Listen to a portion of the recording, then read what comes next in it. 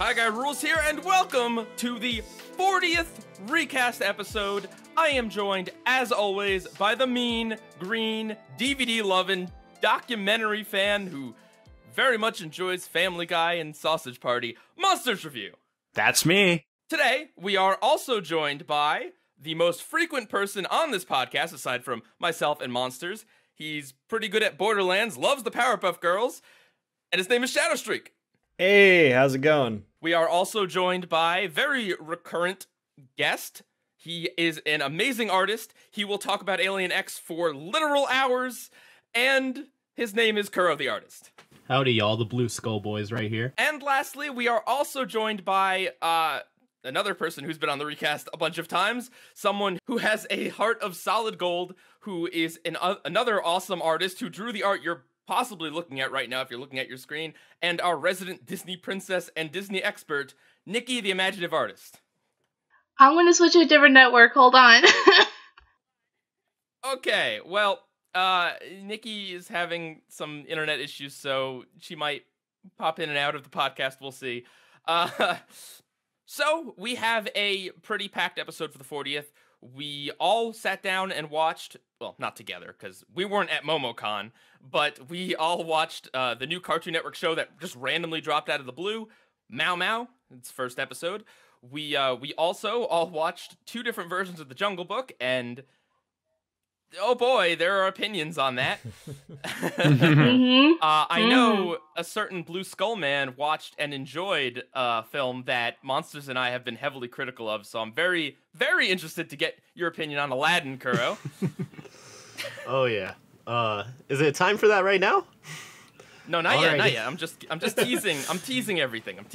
Not yet. Okay. Yeah, we also have trivia and other shenanigans. This is the first time we've done 5 people in one cast, so hopefully everything will go correct and right. Monsters, would you like to remind everyone of when our live cast is going to be? Of course. Our live cast, next one, live cast number 3, will be on Wednesday, June 12th, tentatively at 8 p.m. Eastern, and we'll be comparing the Lorax CGI film that came out in like 2011, 2012, to the original 2D Dr. Seuss Lorax shorts from like the 60s. Just as a reminder, we have a Discord server, and the link is in the description. I think last week's link wasn't working, so we'll make sure we get a real working one in this week. Feel free to join if you would like to talk about the shows we talk about. We had some good discussion on The Jungle Book, and we've got some good discussion brewing on the Lorax, so feel free to join our Discord server. And with that, we are going to move along into what we watched, starting with Mao Mao. You all did watch Mao Mao, correct? Yes. Yeah. I didn't. I'm so sorry. You had one job, Kuro. Well, as punishment, I'm going to make you watch Aladdin. Oh, wait. No. Yeah, did you guys watch Aladdin? I'll just sit over here and look at this promo image of Mao Mao I quickly Googled. Okay. I like the bear. All right. Well, I've seen a few clips of it. you haven't seen it either? No, I only seen a clip of it. I'm sorry. I at work. I need the money, yo. Please give Nikki commissions. No. All right, so Monsters, Shadow, and I are going to talk about the show Mao Mao. Hey. Shadow, you watched it, right? I did. What did you guys think of it? It was good. I was letting Monsters go first. I need to stop letting people go first. I should just be rude and go for it. Yeah. No. Personally, I thought it was pretty decent. I was surprised at how much the action there was. That really caught me off guard. Yeah. I did not expect it to be as action-packed as it was, considering a lot of Cartoon Network's recent shows tend to be lacking that. But the art direction was crazy. That was probably my favorite part. You just feel like the sense of epic scale, and you know, all these different backgrounds, and the backgrounds themselves are animated in a really unique way. You see like clouds moving and just certain, you know, trees and stuff like that. It's just, I don't know, it's really unique, and I really liked that aspect of it. Mm-hmm. The wide landscapes, especially like when they had like the long establishing shots of like either the giant heart crystal or like at the beginning where they were overlooking on the hill. Like I thought it looked great. Yeah, absolutely. Mm-hmm. Yeah, It was fun. It was fine. I think it's definitely something that shows promise. I don't think this first episode came out of the gate and was like, man, this show is amazing. Like, it wasn't a Futurama pilot, but it definitely was interesting enough that I'm curious. And Right. I think it's a show that will fit in pretty well on Cartoon Network. Like, I could easily see this airing alongside OKKO. The character design's pretty similar. Like, it feels like it's similar to We Bare Bears, I feel like. Maybe. I mean, I feel like it might also fit alongside the new Thundercats, depending on how that show goes. Yeah. But it kind of, I don't know, I kind of got that vibe from it where, like, they are definitely aiming for something like, let's have, like, some sort of story, like, overarching, you know, action and stuff like that. But at its heart, it is still clearly a comedy. Definitely. Which is cool. Like, it's fine. I really miss when shows, you know, like, didn't feel the need to have to be comedies. Yeah, I remember that time. When shows were diverse. Like Avatar. Like Avatar is a show that definitely, it has comedic moments, but I wouldn't brand that show as a comedy. No, you know? Not at all. Yeah. And that's the balance level I missed. That kind of maybe like 80-20% instead of basically 50-50. Well, I'm not going to lie. When I read the news article that kind of announced these shows premiering, and they labeled them as adventure comedies, I kind of went into this expecting something kind of like an Adventure Time. Not only because it reuses the word adventure, but that's kind of what Adventure Time is. I mean, it has serious moments, but it's also extremely lighthearted in nature. Right. Like, they go to fight the bad guys, and then the ship tilts, and then they just all comedically fall out. And, like, Steven Universe is popular, but I wouldn't say that it's exactly the face of the network right now like Adventure Time was. So I feel like Cartoon Network is really trying to incubate for that new show that's going to be their flagship. Are you implying Teen Titans Go is going somewhere? Well, maybe after the 6th Titan. No, the 6th Titan's going to reinvigorate everything. Is there really a 6th Titan? Oh, yeah. Man. So yeah, that was Mao Mao. I didn't think there was particularly, like, a lot to talk about, but a lot of people were talking about this show, and it seems like it's got promise. Yeah, I hold the exact same sentiment. It was a good start. I'm sure it can find its footing as it goes on. And I don't have that many negative things to say about it. I also agree. I liked the guitar music as well. And I actually found some parallels between that and the Jungle Book. Oh, God. Evil Snake, trying to prove yourself worthy. That's a stretch, but all right. It's an extreme stretch, like a snake. On the next recast, the Jungle Book 2 versus Mao Mao. All right. Well, Kuro, I really want you to talk about Aladdin, because I saw you tweeting about it, so please do that. Okay, so first I'll just get it out of the way. I did say I like the new Aladdin more than the old Aladdin. Oh. It is completely based on personal preferences, but my stance on it. Well, do you want me to just talk about the movie, or do you want me to say why I like it more than the cartoon? I mean, you could say whatever. I mean, I wouldn't. Well, I was gonna say I wouldn't spoil it because it's a new movie, but like, it's not. There's nothing to spoil. That's the thing. It does do a lot more different than the cartoon than I would have imagined. Like, I've seen a handful of the live action movies right now, and I have liked them, but I did a video with Nikki on this very subject. It's just kind of like, why does this movie exist if it's just going to be a live action reboot? Beauty and the Beast and Maleficent, they were like all right, but they more or less like shouldn't even like be there. Aladdin, it was the first time I felt like it was justified to redo the movie because they actually did something different.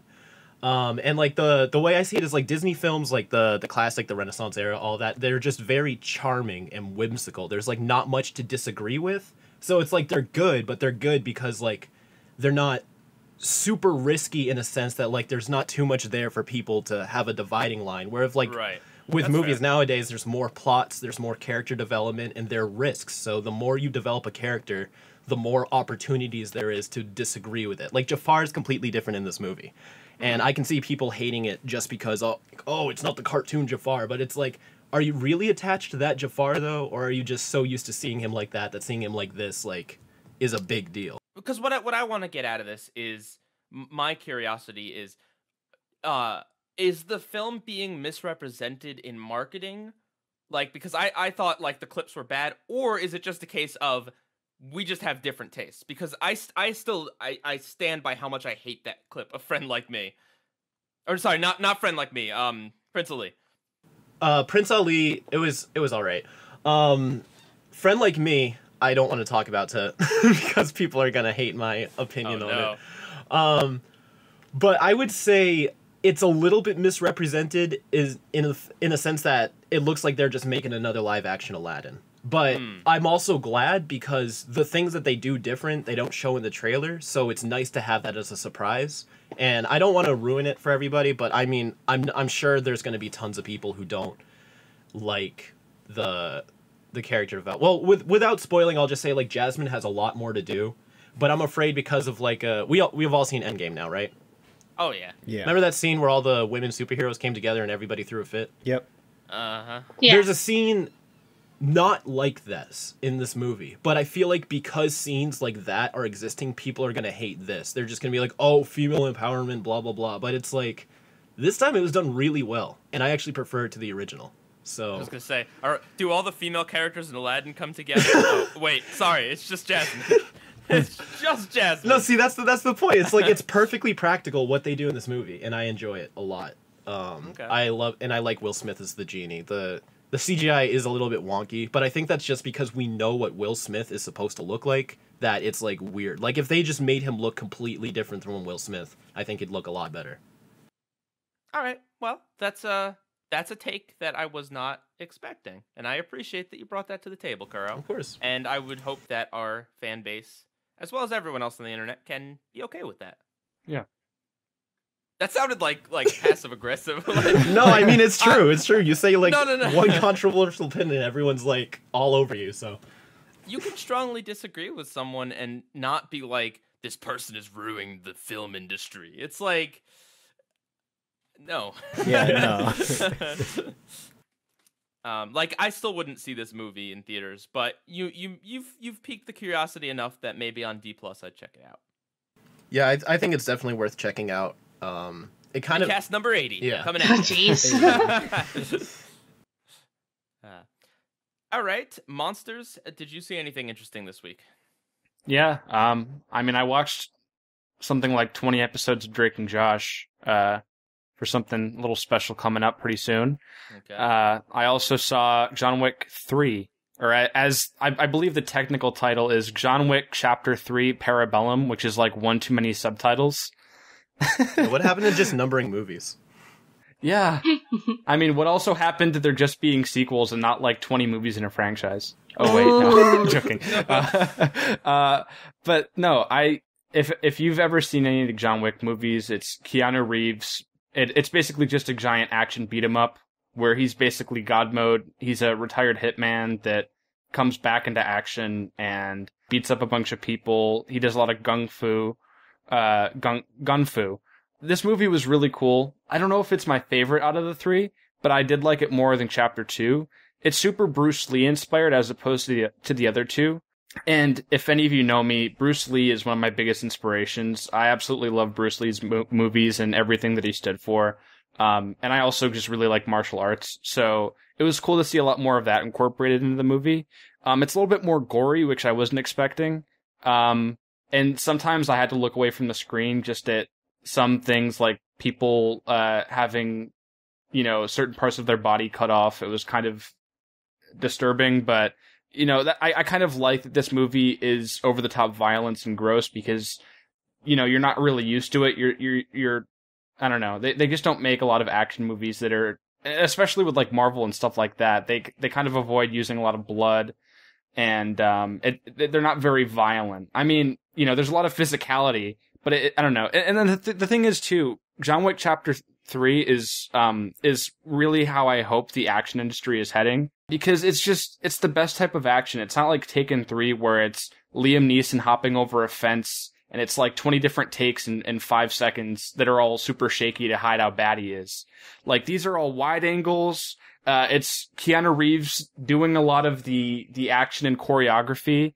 And it's just super fun to watch. And I appreciate it from a technical level, especially as someone who has tried doing things like this before myself. And it's certainly over the top, but personally, this is just the kind of movie that I really enjoy seeing. It's a great popcorn flick, and if you're into over-the-top action, I'd recommend going to check it out. Monsters, you know what I like about you? What's that? You're very, very strongly into both like highbrow stuff and really lowbrow stuff. Yeah, that's true. That's the fun thing about you. There's a lot of unrealistic stuff in the movie. Like, a lot of the line delivery is really, really cheesy. There's a lot of really bad one-liners. And there's also just some things where characters make it out alive where they absolutely shouldn't in a normal world. But I don't know. I know that it's not the most sophisticated stuff. I just, it's cool to just turn your mind off and just watch it happen. I wasn't disparaging you for that. And I'm not disparaging quote-unquote lowbrow movies. I'm just saying I like that you can appreciate both things, because I think there's a lot of like snooty people out there that don't see the appeal of things like Family Guy. I'm talking about myself. No. I'm not, I like some some typical like action fun type stuff as well. But yeah, no, I think it's the sign of a good critic and an interesting media connoisseur to take it in from both ends of the cinema thing. I appreciate that. And I appreciate you. Nikki, you with us? Yes, I am. Hopefully. What did you watch in the past week? Endgame. I finally watched Endgame after a month. Yay! What'd you think? I thought the last 10 minutes, the Avengers Assemble scene was like, this needs to be framed in an art gallery. It was awesome. Like, I applaud the VFX artists for that scene, because holy cow, it looks like a lot of time and passion and love to make that one final shot of like Ant-Man and Black Panther's army as Guardians and like everyone else. I was like, I was jumping around my seat, and you told me that I will cry. My eyes sweaty with respect. I did not cry at all. I teared. What'd you think of the? Sorry, if you weren't done. No. Are you asking me about the Fortnite scene? Because I hated that scene. No, the post-credit scene where they tease the X-Men coming back and Michael Cera was going to play Wolverine. That can't be real. Did they add that in a later showing? Could you imagine, like, they have the first release, and then, like, all the crazy fans that wanted to see it first missed the thing that they just added in at the last minute. That's what they did with the first Avengers movie. Yes, the shawarma scene wasn't in all showings. Could you even imagine? Like, oh god, you get home and then people are talking about like Deadpool showing up at the end, and you're all like, "Stop talking! Stop lying to me, internet." Yeah. I asked my brother, like, hey, is there in credits scene? He's like, no, there isn't. I was like, are you sure? Just to make sure. I don't want to miss any the Deadpool or X-Men like you guys mentioned. But you'd miss some pretty sweet signatures. Yeah. Did I? I saw the nice signatures. slow-mo. I saw the signature scenes. It was really nice. I was like, yeah, that's a good send off. All right. Thank you, Nikki. You're welcome. Mr. Streak, have you seen anything? I guess I saw Detective Pikachu, but other than that, You saw a few Powerpuff Girls episodes. I did watch some Powerpuff Girls.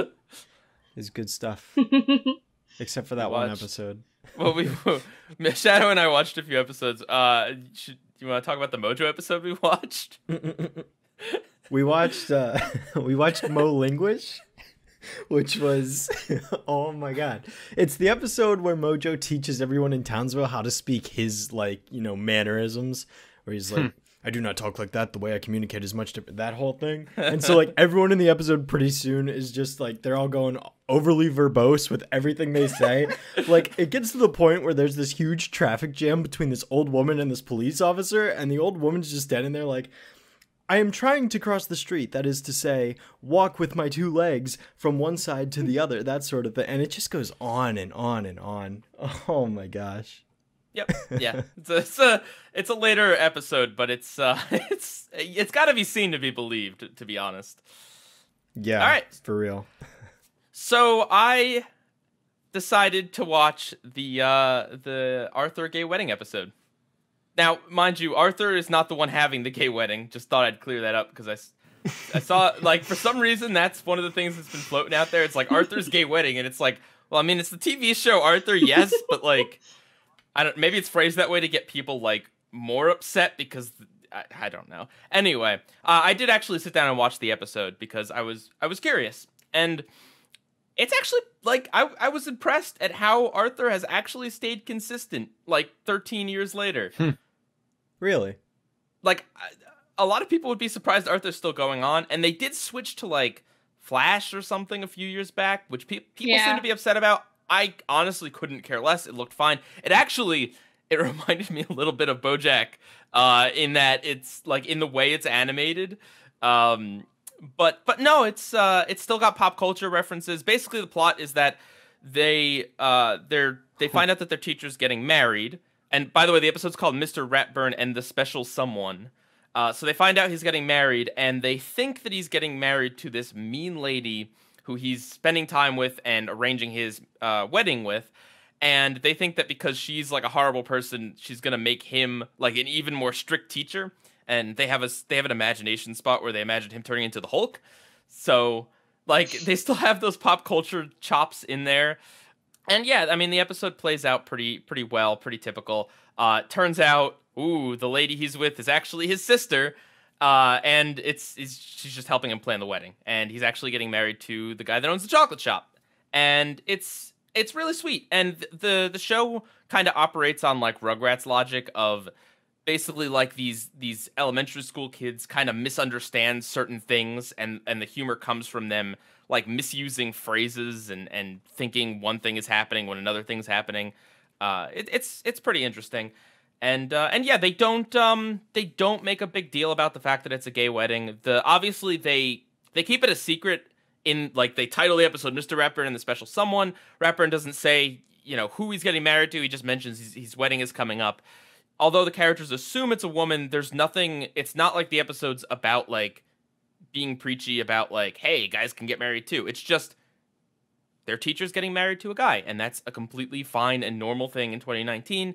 And it's great that we can actually have this on kids' shows because there's nothing wrong or inappropriate about it. And honestly, just by the way you just described that, it sounds like a perfect, like just the right way to do it too, because they don't they don't make a big deal of it. They treat it like a normal thing, and that's exactly what they should do. So that's really good to hear. They're a little cheeky with it because like the idea is that it's a misunderstanding episode, but had Ratburn actually been getting married to a woman, nothing about the story changes. It's the same kind of story archetype that you've seen in other stories before. And also, the woman is played by Jane Lynch. Oh, nice. Who's an expert at being a mean person, I guess. Has she ever not played a mean person? True. In Arrested Development, she wasn't that mean. Okay. Hollywood Game Night. Well, Pi, I gotta ask, how would you compare this to Ruby and Sapphire's wedding, since that was treated as not a big deal, but outside the news industry, it was like such a big deal. It was like, oh my gosh, first gay wedding kiss, that kind of thing. I mean, it's similar in that both shows just play it cool. They just play it like this is a thing. They don't give some obstacle of some, homophobic person getting in the way of the wedding or something. It's both shows treat it like a normal thing that happens in 2019 because amazingly, it's a normal thing that happens in 2019. I appreciate that. Like you mentioned, it's 2019. It's been legal for quite a bit now. And especially since this is a kid's show, it's informing kids that this is a normal thing, that this is what you should come to expect, and that it's not this taboo. It's not something that should be discriminated against, or that's not normal, because it is normal. Yep, the kids in the show don't even. There's no like, oh, I've never seen two guys getting married. No, there's no lines. It's all just once the reveal is that, oh, it's that guy he's getting married to. That's it. Right. Like I said, the story plays no different if it was a woman. I'm very surprised that PBS was very like strong and was very bold enough to do an episode, especially on their network and such. So, considering they air like Sesame Street right next to Arthur, and it's government funded. Yeah, the fact that this wasn't even like around, like it made it full through production, like voice and everything, and then became a problem. That shows like at least the network and all the production crew is backing this, so that's really good to hear. It's basically just the publicity. And that leads us right into the news. And our first piece of news is that Arthur episode apparently had no problem airing anywhere except for Alabama. Well, listen, in Alabama, it would have made sense if he married his sister. cut that out. Well, see, you see those. I saw an edited No. version of that. It was so funny. I'm not cutting that out because everyone was making those jokes.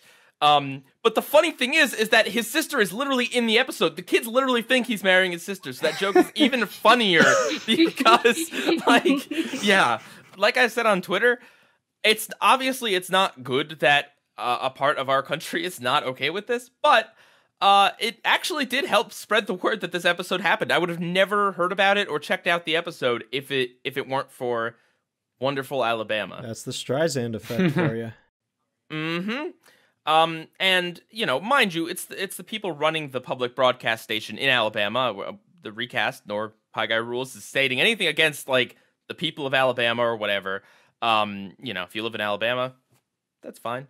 I've seen some effort to, like, get this to be shown, like, to try to force them to recant on banning this episode, and personally, I don't think that's a good idea, because I think it's better that we just kind of have this, like, symbol of we have a part of our country that does not agree with this, and it's good that it's known that they don't agree with it. You know, I'd rather deal with the underlying issues of that than trying to force them to show this cartoon. Yeah. Like, anyone in Alabama who wants to see the episode can readily watch it online, you know. So, yeah, I think that it's unfortunate that they chose not to air it, but I think that there's real issues in the world that should be dealt with. You know, if you're going to throw your support towards something, throw your support towards that, and just kind of let this be a symbol of how unfortunate, you know, some people are. Well said. Did that make sense? Yeah, that made complete sense. Mm-hmm. I'm right there with you. I got some exciting news for those of us on the podcast that are obsessed with Sonic. Oh boy. Shadow. Hey. The Sonic movie, I don't know if you've heard this yet, Shadow, but the Sonic movie got delayed. And I am so happy that it did. Well, I don't know if I'd say so happy, but I'm at least relieved. I'm relieved because it's like, you know, and I think we said this last time, but it shows that they care. At least to some degree. They do care. Because if they didn't care at all, they'd just be like, well, let's just keep going anyways. You know? Well, okay, so first of all, it's delayed to February. To Valentine's Day next year. Yeah. Lovely. Great date movie. I mean, people love Sonic, so it makes sense. No, it's delayed till then, and also the director tweeted out, # no VFX artists were harmed in the making of this movie. I'm gonna be cynical and say that I think this is better than them not delaying it, but I'm also not like one of those. I saw some people that were really on board and happy and in love with this movie after this, and it's like they're delaying the movie. Yeah. Okay, they're probably gonna make changes to it, but that doesn't mean like anything else about the movie is good or better. Like it's definitely PR. Yeah, it's definitely likely. It's possible that these people actually do genuinely care. And that this is showing that they care. It's also possible that it is just genuinely just good PR. That they might make some tweaks to Sonic's model. Maybe they wanted to delay it anyway. Who really knows? It's not. I don't see this as a bad thing. Like, I'm not sitting here like, ugh, why'd they delay it? But I just kind of wanted to not take the stance of like being in love with this movie because I'm still not like head over heels for this or anything. Like, it's cool that at least based on the teaser image, Sonic is getting gloves now. That's a good thing for starters. But like the redesign will not save the movie. I mean, yes, maybe Sonic's getting redesigned. Does that mean any of the plot will change? Probably not. Yeah, no. Probably not. So like knowing this, even if Sonic gets an updated design, the plot's still basic and bare bones, and I don't know. I mean, it's good, but I don't think... I think Tails will be in it? I don't think he will. If anything, they'll save him for the end or something, or maybe he'll get a cameo in the beginning. But I think it's just Sonic and Eggman. Remember what movie had a lot of, like, meddling late in production? Suicide Squad. Yeah. And that turned out... Reshoots. To be a thing. Yeah. Yeah. But don't forget, it's also amazing how much of a movie you can change, like tonally and story, in terms of where you place certain scenes or cuts in post-production with the editing. Of course. So, I don't think it's a hot take to say that they're probably very aware of the backlash and negative feedback coming their way. Mm-hmm. So I think if anything, this delay might not only help them in terms of the redesign, but also just reconsider every option they have to make this movie be the best it can be. Very true. Very true. I'm always wary when there's these PR moves because you never really know what the intention. I mean, obviously the intentions are always to just make money. Of course. Like that's really the core of it. But Yeah. you know, you don't know what's truly going to change, what's truly going to happen, and what is just a nonsense PR move or whatever. But so, you know, just be critical, keep your head, keep your wits about you, and just because it looks like some corporation is, you know, bowing to your will or whatever, does not mean that the movie is going to be amazing or whatever. Yeah. So, but yeah, I mean, it's definitely better than had they not decided to change it. I will say that. Agreed. Anything is better than what we already had. So, Without a doubt. Meow. Monster. Next up, we got the first clip of the new All That series that Monsters and I are going to have to watch in a few weeks. Yeah. Did you all watch this? Yeah, I did. but I watched I it don't know on what I haven't. I've never mute. seen all that or all that beforehand with the show. Okay. So basically, this clip that Nickelodeon uploaded on Twitter, it's a whole sketch, or at least most of a sketch, of the Loud Librarian, which is from the original All That, featuring Lori Beth Denberg, something like that. Yeah. Featuring Lori Beth as this librarian who constantly tells kids to be quiet whilst being as loud and obnoxious as possible herself. This is literally just a skit from old All That, like old All That. So I was not expecting them to just like literally bring back these things. I think there's definitely going to be a fair mix of new stuff, but I think they're showing a lot of this old stuff for marketing purposes. Yeah, that's exactly what I think too. It's probably just like, hey, remember this? And, you know, going off that. I think Nickelodeon realizes that they need to win like the older audience over because we're the ones that like post about this stuff online and really affect the ratings and everything. Whereas like kids, they'll probably like it if they never even heard of it and they just see it coming on. Right. But I think like right now they're just like, oh well, all the people who watch the old show, they're gonna ruin it for us before it even comes out. So. And nostalgia is in right now, so Yep. they're totally capitalizing on that. What?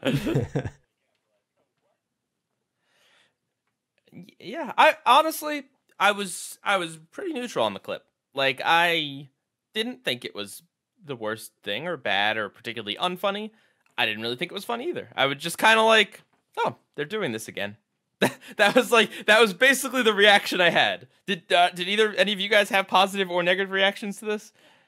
It looked like All That. Like I think the show itself, my opinion more really relies on like, are people gonna watch this? How long do you think it's gonna last? Like the show itself, it seems fine. It seems like they know, like they've had the show before, and I can imagine it's gonna be extremely similar. So I'm sure they could pull it off. It's just like, do people really like have that much of an interest enough for this to like warrant coming back in the first place? Yeah, that's the question. Because yeah, I mean that's the thing. Like that's on the positive side. It does look like they very faithfully recreated this skit. Like everything about it looks exactly as it did, but you know in widescreen HD. Right. But the question is also like if they are going to, and I agree with you guys. I think they are going to do a mix of new and old. But I think that this clip shows that there's probably going to be like maybe more of a 50-50 split than anything. In which case, like you have to wonder like how relevant are like library-based skits in 2019. Well, the library is about to shut down in my town.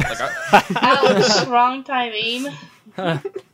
You know, there's libraries at schools. I'm not saying no one. I'm not like old man pie guy. Like, do kids even know what libraries are anymore?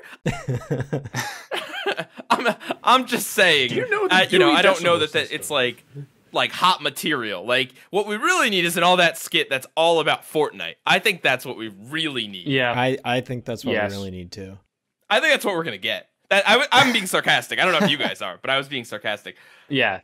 I don't know how controversial of an opinion this is, but I don't really like All That. I did enjoy it as a kid, but going back and watching it on like the 90s or All That, as an adult, I don't find it very funny. I also have a very high bar for like humor and comedy for the most part. Leave comments about Family Guy. But in all seriousness, I guess my taste is a bit more for like offensive and raunchy stuff as I've grown older. From recollection, people always seem to gravitate more towards the Amanda Show. Yeah, I think the Amanda Show is funnier with like the video rental store sketches and the Look, please. The jugs with the dancing lobsters. Yeah, I don't know. I mean, it really is. My theories and my guesses have always estimated that sketch comedy shows just don't work in our modern era because we have the internet, we have YouTube, we have so many amateurs and other people trying to do this stuff successfully and poorly that we just don't need any more of it on TV. SNL is like only a thing because older people and also because it's just an institution at this point. Like, yeah, it's immune to those other things, and SNL clips end up on YouTube anyway. So I that's always kind of what I've thought, but I don't know. Who knows? Maybe, well, Incredible Crew and Awesomeness TV both bombed very, very So harshly. Random as well, that bombed. Yeah. So all three of the networks have had bombing, these type of shows in the past 10 years. So Animation Domination is coming back to Fox. Yay! But not just that, we're getting a new cartoon. What's it called? Bless the Hearts. They're the first half of this trailer, and it's only like a minute long, is them just like showing off their old show. So I can already tell they're just gonna try to ride on the fact it's a Fox show to make this work. Oh yeah. Well, Animation Domination, I know people have like nostalgia for it, but to me it never really mattered because it's not like they stopped showing The Simpsons and Family Guy. Yeah. Right? Like, all it was is the name of the block. It's not like it really stopped airing in that time period, Exactly. Right? I mean, and for me at least, whenever I watched like Family Guy or The Simpsons or American Dad or whatever it used to be on Animation Domination, it was never on the block itself, but in reruns or syndication. Mm-hmm. That's just me. Yeah. So, in terms of Animation Domination, I mean, it's cool. I know there are people that are, have nostalgia for that block or whatever, and that's cool. It's always cool to see that coming back. However, this new show looks terrible. Yeah, I don't think I'm a fan of this. It looks like same premise. Like, stupid, bumbling white dad. I mean, it's just another weird family show. It's all what it is. It's like Simpsons, it's like Bob's Burgers, it's like Family Guy. It's just weird family, Yep. You have like the goth one, you have the crazy grandma, and the mother and dad, and there might be a sibling in there, who knows, or a weird dog. And the style of it, there might be. Nikki, you're just like pitching all Fox shows. It's like, okay, there's an angry grandma, and there's a redneck dumb dad, and then there's some siblings. There might be an extra sibling, and there's probably a talking dog. Am I wrong though? Am I wrong? No, you're not wrong at all.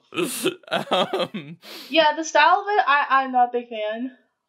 It's just kind of telling that, like, this is the clip, this really long clip of them at a fast food thing. Like, they're ordering gross fast food and it's super greasy because we live in America, haha. And they gotta search the cushions for change, and the goth person doesn't want to eat the gross fatty foods. And it's just like, I don't know, it's a weird thing to put in a trailer. Like, I feel like if this is the clip you're showing me to sell your show, oh God, do I not want it to happen? Yeah, it's the creator Emily Spivey was apparently a writer on SNL for 10 years or close to it. Yeah, really? And Wow. like Kristen Wiig is in it, who I really admire.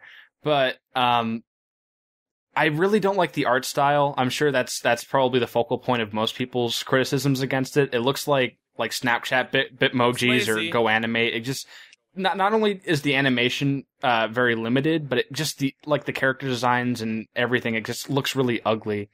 But the weirdest aspect of this show that I found is that Phil Lord and Chris Miller are executive producing it. No! Yeah. Monsters, don't break my heart. Yeah, they have their names attached to this show. And the thing is, though, executive producing is a fairly loose term that gets thrown around. It could mean you get to make every executive decision out there, or it could just mean that you're helping finance it, or it could mean that you're just attaching your name to it for publicity and nothing else.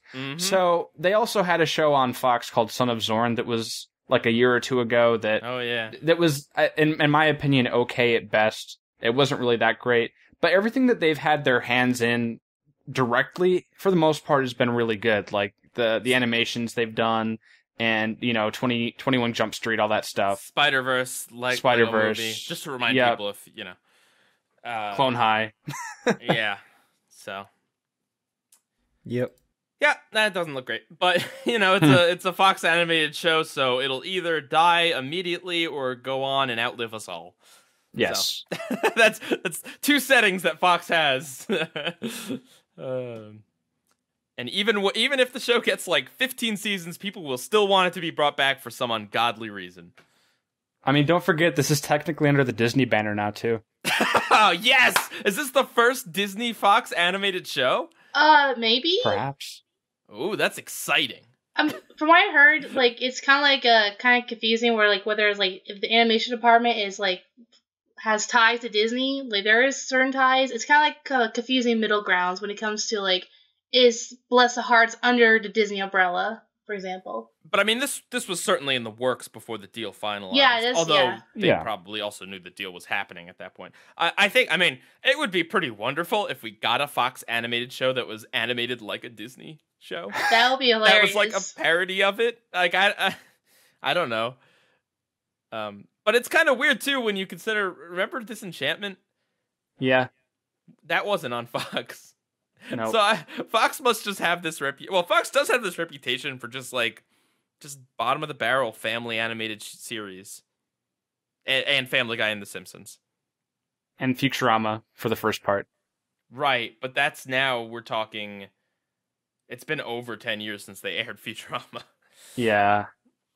All right. We got a question of the week for you guys. Since we have a Disney-themed podcast, Geo4444 asks, how can a Disney live-action remake be successful in terms of being an actually good movie? Kuro, why don't you tell us? I was going to say I can answer that. Yeah, go for it. I would say just give it a reason to exist. Do something different with it. Like, honestly, back on the topic of the new Aladdin, I think it should have been called something different. Like, maybe, Genie. Genie. Arabian Nights or something. But honestly, I think a lot of them are better than people give them credit for. Because I was just thinking about this the other day. Like, almost nearly a decade ago, there was, like, some fan-made, I think it was College Humor, actually. Like, this, like, ridiculously epic, like, Dora the Explorer fan film. And everybody was commenting, oh, I'd totally see this if it was a real movie. 2019, it's literally a real movie, and everybody's hating on it. So Did that come out yet? I think it's about to come out. I just saw it's a summer release, I'm pretty sure. And it's interesting. I feel like once something is official, like that's when people start hating on it. Like I guarantee you, like if somebody made a really good, like maybe like 20-minute live action Aladdin fan film, people would totally be cool with that. But the fact that Hollywood's producing it, they're like, oh no, the cartoon's better. So I think part of it is just giving it a chance, and then part of it is if you're gonna remake it good. Like Beauty and the Beast, Maleficent, from what I've seen, Aladdin, that's the right way to do it. Don't spoil the Jungle Book. True. Coming up soon on the recast. Oh yeah.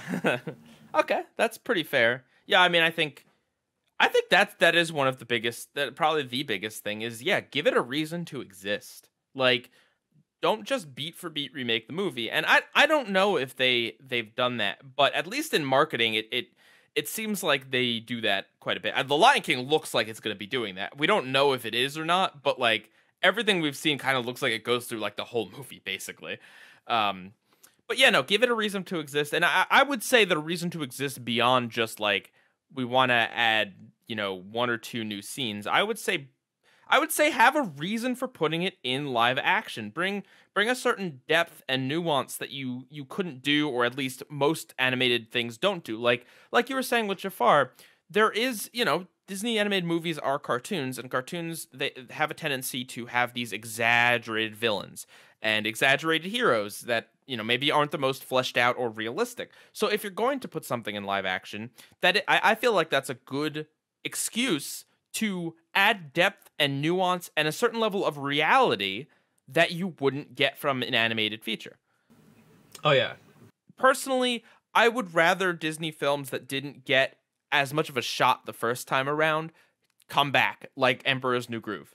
Not Home on the Range, please, not that. Oh my. But Emperor's New Groove. I don't know, Brother maybe Bear, Dinosaur. No, Brother Robinsons. Bear. We can. I think they're gonna remake Atlantis, because I went to Hot Topic, and I keep seeing Atlantis merchandise being released, like shirts and a necklace, and using my theory that if you see merchandise from a movie that hasn't been released yet, that's what they're gonna make a movie on. I noticed this with Lion King, Aladdin. So I think they might be making a Atlantis remake. When Kuro and I were doing the remake video, we were kind of theorizing like, oh, this would be an awesome show for like a Netflix series. And now that Disney Plus streaming is on there, I think it would be cool if they actually did like an Atlantis like TV show, Atlantis would be a good one. But the way Disney's doing it 100% seems like they just literally want to do everything. Yeah. The Lady and the Tramp Disney Plus live action. Like, oh yeah. Who is asking for that? Like it's like the meme. It's like no one, literally no one at all. Disney live action Lady and the Tramp. Yeah, and they're just pumping these things out like it's like a moneymaker. Give me that CG spaghetti. Well, the reason why they're doing Lady and the Tramp, because it's kind of like, it's not connected to like a highly nostalgic property like Aladdin, for instance. Lady and the Tramp's kind of like a small niche audience, so it's a safe film to like to make a remake of. It's like the Dumbo movie, If anything from like the 40s and 50s, you can make a remake on, because there's not like a big audience for it, except for like Cinderella and other films. But yeah, have a reason to exist. How about you, Monsters? You got anything? Yeah, justification. The additions that they make to the movie, if they do, have to be good additions. Because, I don't want to leak too much into the discussion, but the additions you make just don't add them to add them. They need to improve upon, or just, they need to be justified. They need to be good. And that's the thing. I wouldn't remake everything under Disney's catalog like they seemingly are trying to do. But, if there was something that they did that was shoddy and, they could take another shot, or if it could benefit from a live action treatment, then I'd feel more happy about something like that. What about Fantasia 3000, where it's all creepy CG? Oh no. It could happen. I do love Fantasia though. Fantasia's great. In 2000, Fantasia 2000. I can imagine that if it was real, it's like a compilation of all those weird like CG GIFs you see of like. Well, it's gonna be Mickey is gonna look like the original version of Sonic the Hedgehog. No! Oh gosh, please no!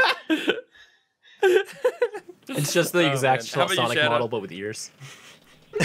Yeah, no. I mean, for me, it's basically just what you guys have been saying. If it has a reason to exist, and if it's of like a lesser known property that maybe didn't get its time to shine the first go around, that people are, might be willing to give another chance, like Atlantis or even Treasure Planet, movies that. Because they're doing all their big name, and I mean, sure, Lion King's gonna make $1 billion probably. It's Lion King. Like, I'll be surprised if it doesn't. And like Aladdin, and all these other ones, and then what they're doing in the future? They're doing Mulan and Lilo and Stitch. That's gonna be Little Mermaid too. There's no way. There's not a chance that they would skip that.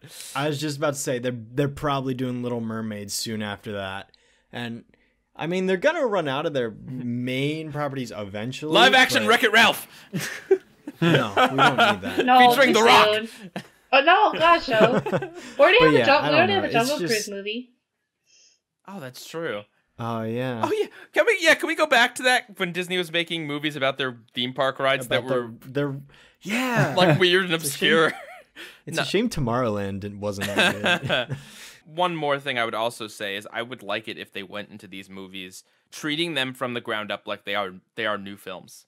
because that's not what I can guarantee you when they're working on these films, the first mandate the director or whoever gets is like, well, all these music numbers have to be in there, right? Like all the most iconic scenes have to be there, no matter what you do with them or how low energy they look, they got to be in there. And I just feel like you want to treat it like it's its own film. And the reason why, like the reason why this whole comparison is able to exist fairly easily in the discussion we're about to have is because you can argue that they put like the Jungle Book in a different direction, and they did definitely add and change things, but you can't argue that they treated it like it was a new movie from the ground up, because that's 100% not what they did.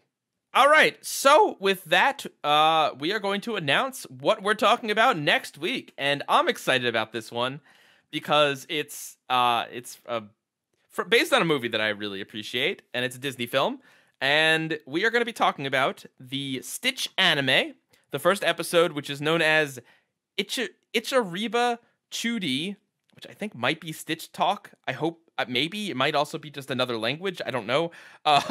But it's translated as "When we meet, we become family." And that's the Stitch anime that happened a few years ago. It's just known as Stitch. We're going to be talking about the dub version.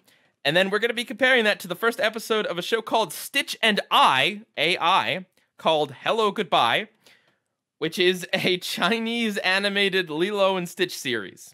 We've had two Eastern adaptations of Lilo and Stitch where Stitch finds a new best buddy. I know basically nothing about either of these shows, and I'm excited. Yeah, same here. But all right, so that's coming next week. It's the first episode of both shows, so there we go. And I know Stitch and I, at least, can be found on Disney now. Disney's probably soon-to-be defunct streaming app. Okay, so we are going to cut to our little break, but for you guys, it will be almost instantaneous. So we'll be right back.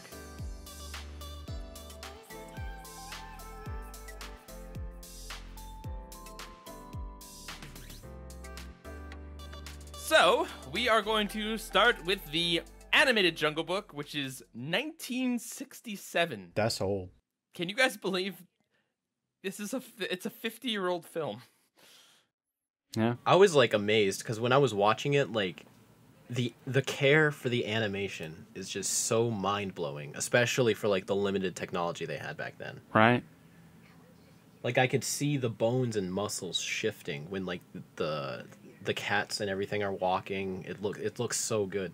Okay, so if you don't know, The Jungle Book is a film about Mowgli, who is a human boy who was left in the jungle at a very young age. He was raised by wolves until a word spread that this tiger is back around the area and that the tiger will not stand for having Mowgli be in his jungle. So basically, all the characters have to send Mowgli back to the village of Man, where Shere Khan the tiger won't bother him. But Mowgli doesn't want to go, and along the way, Mowgli runs into several colorful characters that all befriend him, and also a snake that tries to eat him. Yeah. Yeah. And a monkey that tries to want to be like him. I don't know. So on the topic of the animation, yeah, I agree. There's like this real sketchy, well, I mean sketchy as in like literally like sketch drawing vibe to it. Like you can kind of see like the whiskers and the hair and stuff kind of has like almost like a little bit of pencil marking on it. And I think that's really cool. That was it was called, I totally forgot the process of it, but basically it's like instead of like, take the drawing and then line it on cell paper and then color in the back of it and take a picture of it. What they did is just take the pencil drawing, color over it, and bada bing, bada boom. And that's why you got that scratchy looking line from 100 Dalmatians to the Jungle Book movie. And we got like that etched look. Disney thought it was like a cheaper version to it, which in actuality was actually hard to do. And in fact, there's you might, if you've seen the movie yourself, you might recognize a few clips of it where like they reuse the old animation from other films to make this movie. They reuse the like the modeling. They don't like literally show a clip from another film. No, yeah. Just to make that clear. They like use the base model and there's features and etc. And he used this for like literally any film who uses the pencil use animation. I miss when our country did animation. Yeah, it was quite impressive, especially for it being over 50 years old. It's super lively, especially when like Mowgli was dancing. The hand-painted backgrounds are so beautiful to look at. That last shot of the sunset was really, really cool. The waterfall was a really cool effect that they did with the animation. I'm sure that a lot of the animators and artists just kind of studied anatomy, perhaps went to a zoo, looked at these animals, because I really think that they nailed that mix and blend between realistic and cartoony. Oh yeah. Because they still feel like Disney, and they still look like cartoons, but they also have quite a bit of detail. Mm-hmm. It's kind of like the old school version of like the CGI movies for kids you see. Like they're like a cartoon, but they give them pores and hairs and everything. That's kind of what this felt like. Like even though they look cartoons, they still like physically reacted and moved realistically. They had weight. The water. There was this one scene where what's the black cat's name? Bagheera. Yeah, he falls into the water, and then when he comes out, there's like tons upon tons of water particles just falling off of him, and like it absolutely has to have been hand drawn, and it just looked so good, and it makes me wish we had more movies like this nowadays, because it's not like today. It's not like we're lazier. In fact, we could probably make something look like 10 times better than this if we really wanted to. It's just like. It's less about the passion of it. Like studios were working on like 1-2 movies at a time total back then, and now it's like Disney's producing like hundreds upon hundreds of things. It probably doesn't want to like risk putting so much effort into one movie just for passion anymore, which is unfortunate. Right, and this is technically the last movie that the last animated movie that Walt Disney produced, so I certainly think that there was an aspect of quality control that this film had that maybe later ones didn't. Oh, yeah, interesting. Not too many sound effects, though. Oh, yeah, interesting thing about that. So apparently, when they were making the film, story writer Bill Peet, he was tasked to like write the story for this, but he realized that the Jungle Book itself was kind of like episodic in a way, and Bill Peet wanted to take like a darker turn. He wanted to like make it more sinister, but he elevated the characters to what they are today in the final film. Disney didn't like this aspect. He was like, no, I want to do like more lighthearted. And Bill Peet didn't like that, so after several arguments, he left the studio. And the story went up to Lance Clemmings, who you might recognize for other Disney works. And Disney himself personally worked on this film. Like, that you see like clips of him working on the Snow White film. He's like acting out the characters. This was like the first time in a while he was actually like, he brought in all the gags and how the characters should act and how they should animate it. In a way, and he probably like kind of heart and soul to his last film he was working on. He felt very like close to it because, in his own words, he felt like the character should stand out more than the actual like story. And interesting enough, that the monkey character you mentioned, King Louie, he was never really from the book. That's actually their own character they created for this, because apparently in the original book it was kind of confusing because like apparently how like.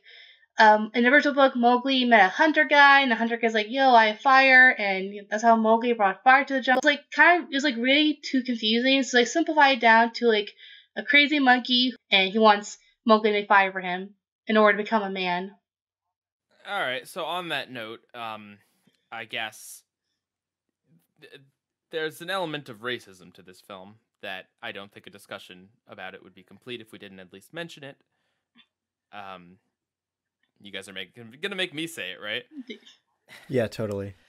I didn't realize it until you just said it, because today was my first time watching the movie. But I think I know what you're going to talk about. This is well documented. This isn't like just me, Outrage Culture 2019. This is right. All the monkeys are voiced by African Americans, and yeah. Also, the main monkey sings a song about wanting to be like a human. So. You know, especially with the trumpet, I felt a connection between that and like King Louis Armstrong almost. Right. Was he voiced by Louis Armstrong? No, I don't think so. I don't believe so. I know the snake was voiced by Winnie the Pooh. Jim Cummings. Yeah, I heard that the second it yeah. spoke. Yeah, I was like, that's not. It's not even different. Like that's exactly the Winnie Pooh. Oh yeah, voice. It is. But at any rate, just on the subject of that, it's not cool the way they chose to cast that. 100%, it's not a coincidence, and it's very unfortunate. I can say though that the gentleman who did voice King Louis just did a knockout job. Oh yeah, it was Louis Prima. Yeah, like I think that you can watch the movie, and it's really more of just the cultural background and paying attention to who was cast and why they were cast there and all that. Like, that's what makes it racist, and that's what makes it uncomfortable. But I still think that the art stands at least well enough that if you're not putting it in that historical context, it doesn't ruin the movie, is what I'm trying to say. It's unfortunate. It should have never happened, absolutely. But I don't think this is inappropriate to show to children, because children would never make that connection. Yeah. It's not Song of the South level where guys singing about being happy about being a slave, so it's unfortunate it's there, and I did want to mention it because it's a part of the movie. So yeah, Aren't you gonna mention the Beatles vultures? Yeah, what was up with that? They were my favorite part of the movie. They're so random, like their song was my favorite song in the movie. Really? Yeah, that's what friends are for. I don't know. I'm a sucker for vocal harmonies. I thought they did a really cool job. I also love the Beatles. They're not played by the Beatles, right? Like, they aren't literally. No, yeah, I Beatles. know. No, okay. But they got the Liverpool accent all the way from, like, right. They got that. They're clearly a reference. Yeah, they did that to, like, hey, what can bring kids in the theater? I don't know. Let's do the Beatles.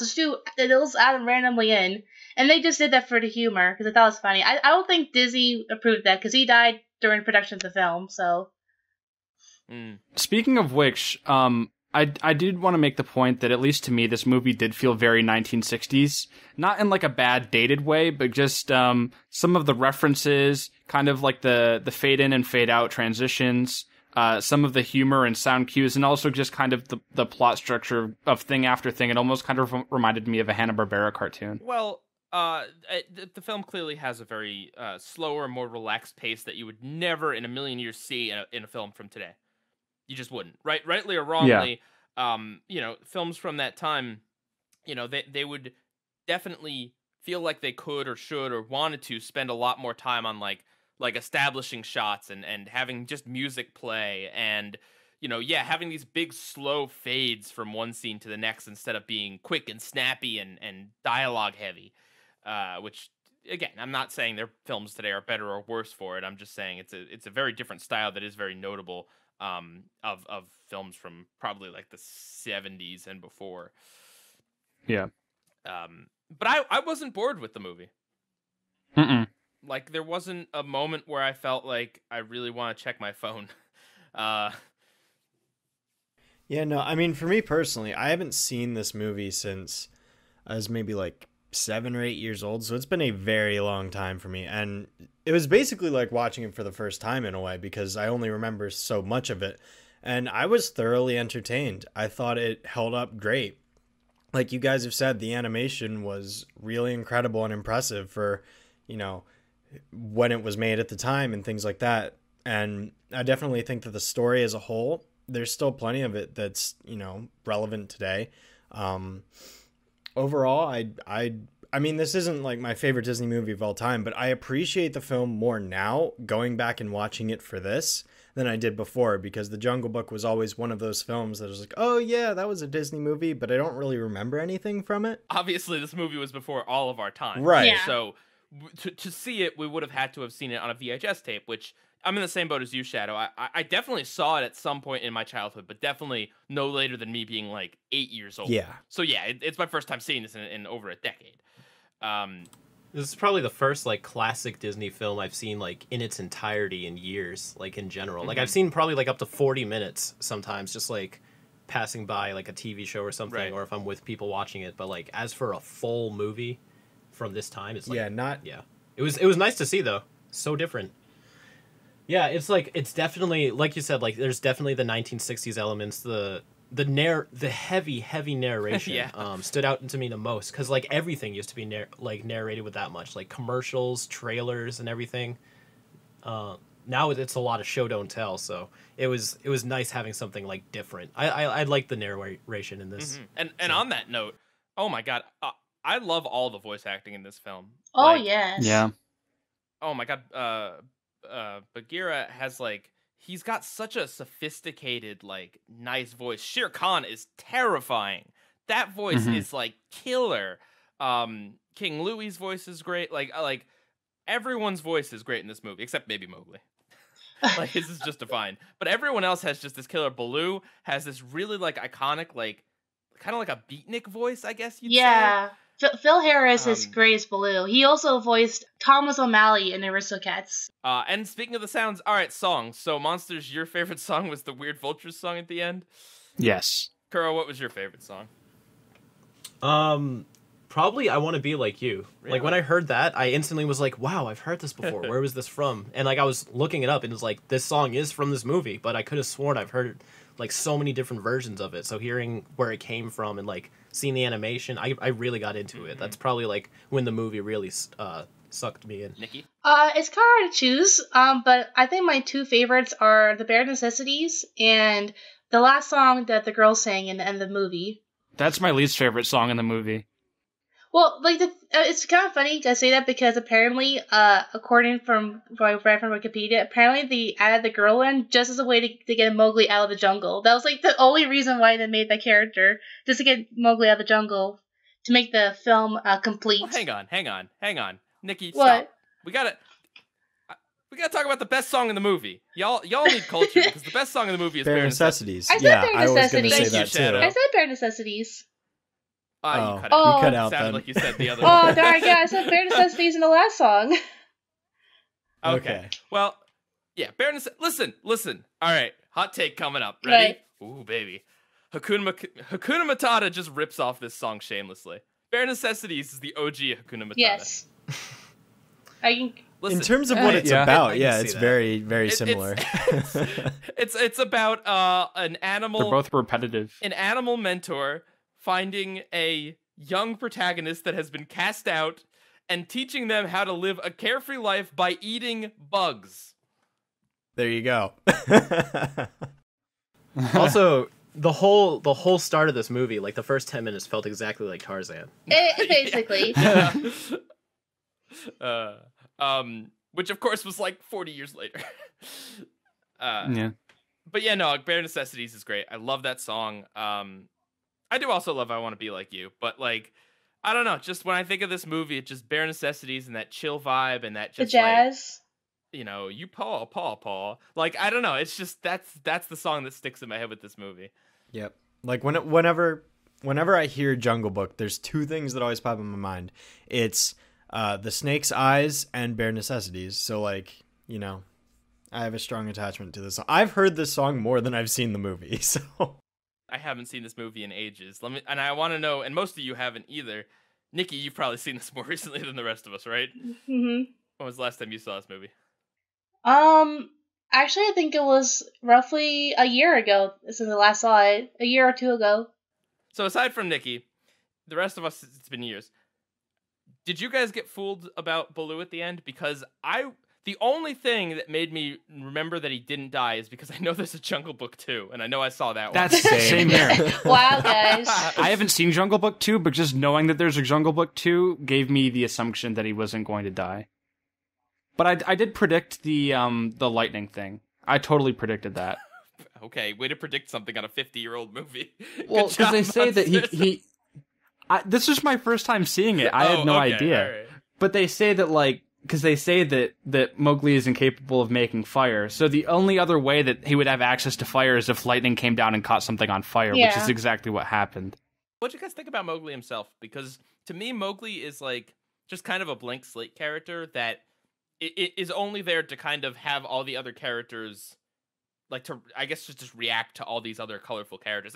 In a way, the film structure reminds me a little bit of Finding Nemo. Or I guess I should say that the other way around. The way I was interacting with it was like, I saw Mowgli as like the audience character. Like they're the character that the audience is supposed to latch onto so that they can go into the world and experience the environment. Because the entire premise of the movie is wild animals talking and going in the jungle and, you know, that whole thing. And Mowgli is the Link, Zelda reference, the Link of Disney, where we kind of identify with him. He doesn't have that much of a personality, and it allows the audience to kind of project themselves onto him. That's how I read him anyways.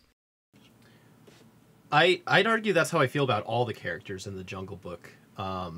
Sort of elaborating off of why I liked the live action Aladdin more, just because, like, the older Disney films, like they're entertainment, they're whimsical, like the characters are good. But I mean, none of them really change. None of them really go through anything. They're very surface level. At least to me, that's how I feel about it. To as a counterpoint, I would say, I mean, I'm not gonna go ahead and say these characters are deep. However, Baloo and Bagheera have two different ideologies, and their ideologies clash in the film. Bagheera wants to be more responsible. He thinks that, safety for Mowgli and everyone else is the utmost importance, and that you should be worried about this threat that we haven't even seen in the movie, thus far, like halfway in.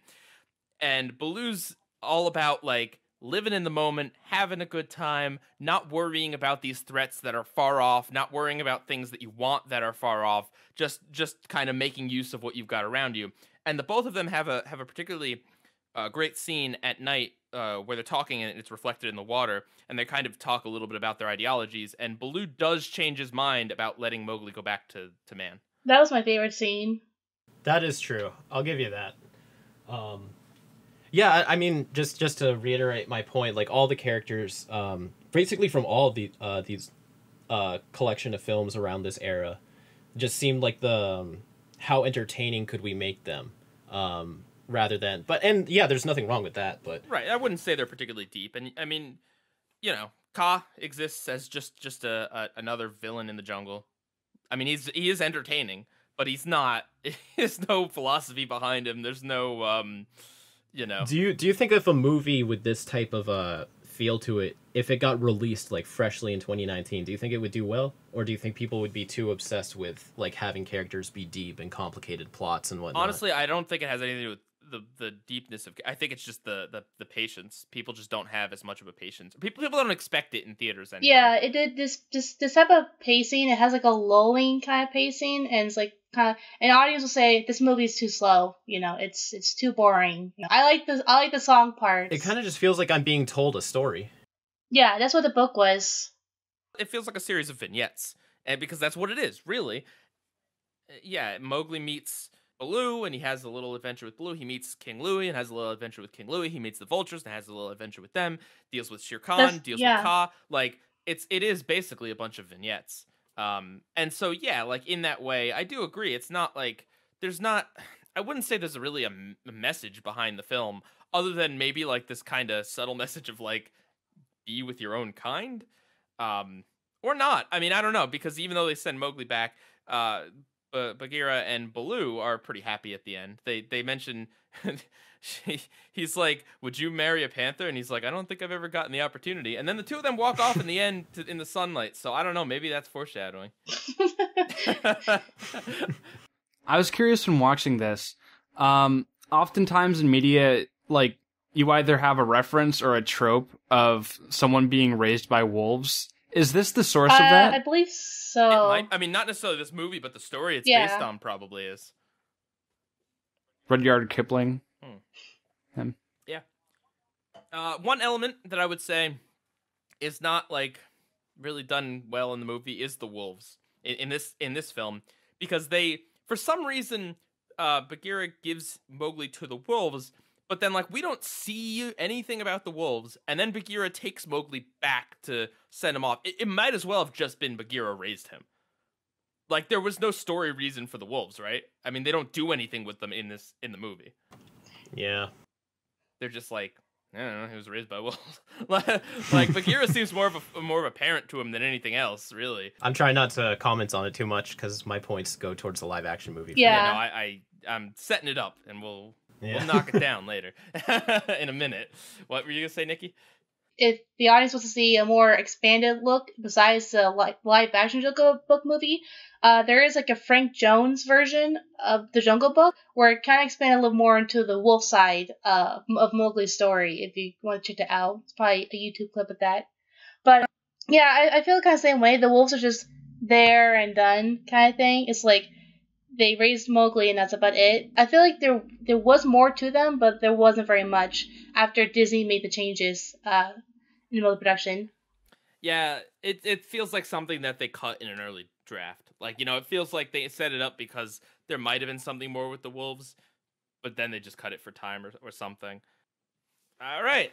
So, The Jungle Book 2016, the live-action Jungle Book, the CGI Jungle Book, the Jungle... So this film is kind of the same... I don't... How would you guys summarize this? Someone else do this, because I don't really know how to... It's kind of the same Well, movie. first, Baloo is almost a completely different person. Well, yes, but that's not the synopsis.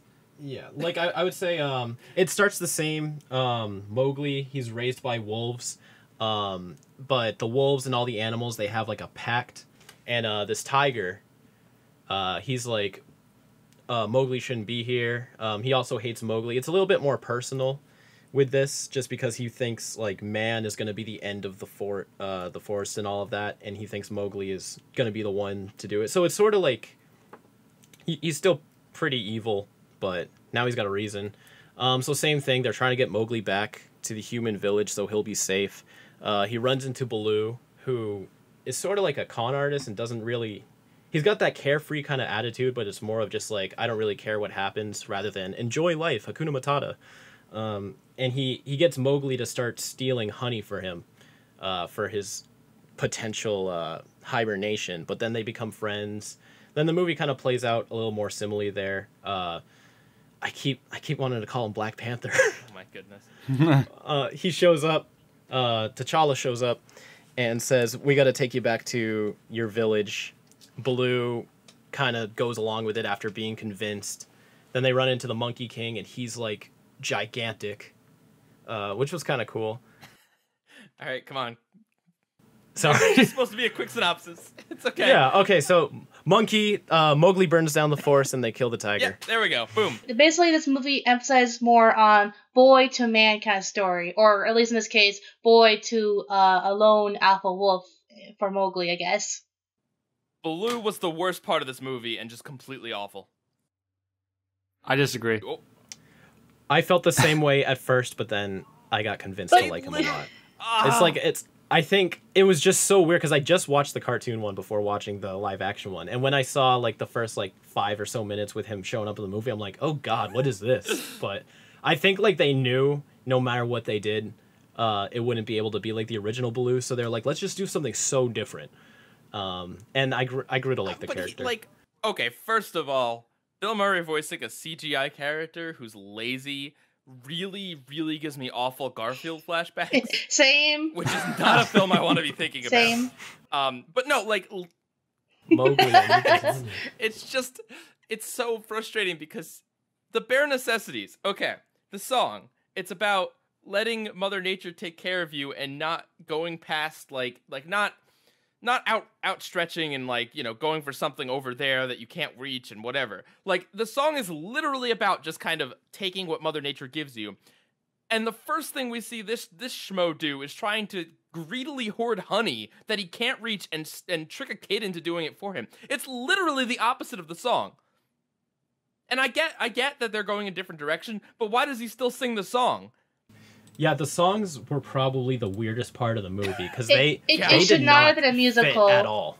Yeah, they didn't even dance. Yeah, I thought the worst character in this movie was King Louie. Yeah, it makes no sense that he's the size of King Kong. Like he at least there King and Louie sings in the animated version was kind of like weird and charming. He's just like more intimidating for no apparent reason. He's a mafia boss for some reason. And plus, he like. It's not even like Christopher Walken didn't do anything with his voice. It's just Christopher Walken. What I desire is man's red fire. The bear. He's like, ooh, you. I want to be like you. It was sing-talking. It was sing-talking. That's what everyone did in this film. It should not I want to be like you. I would have cut that song entirely. What drove me up a wall is that in both of the main songs, in Baloo's song and King Louie's song, no one is moving.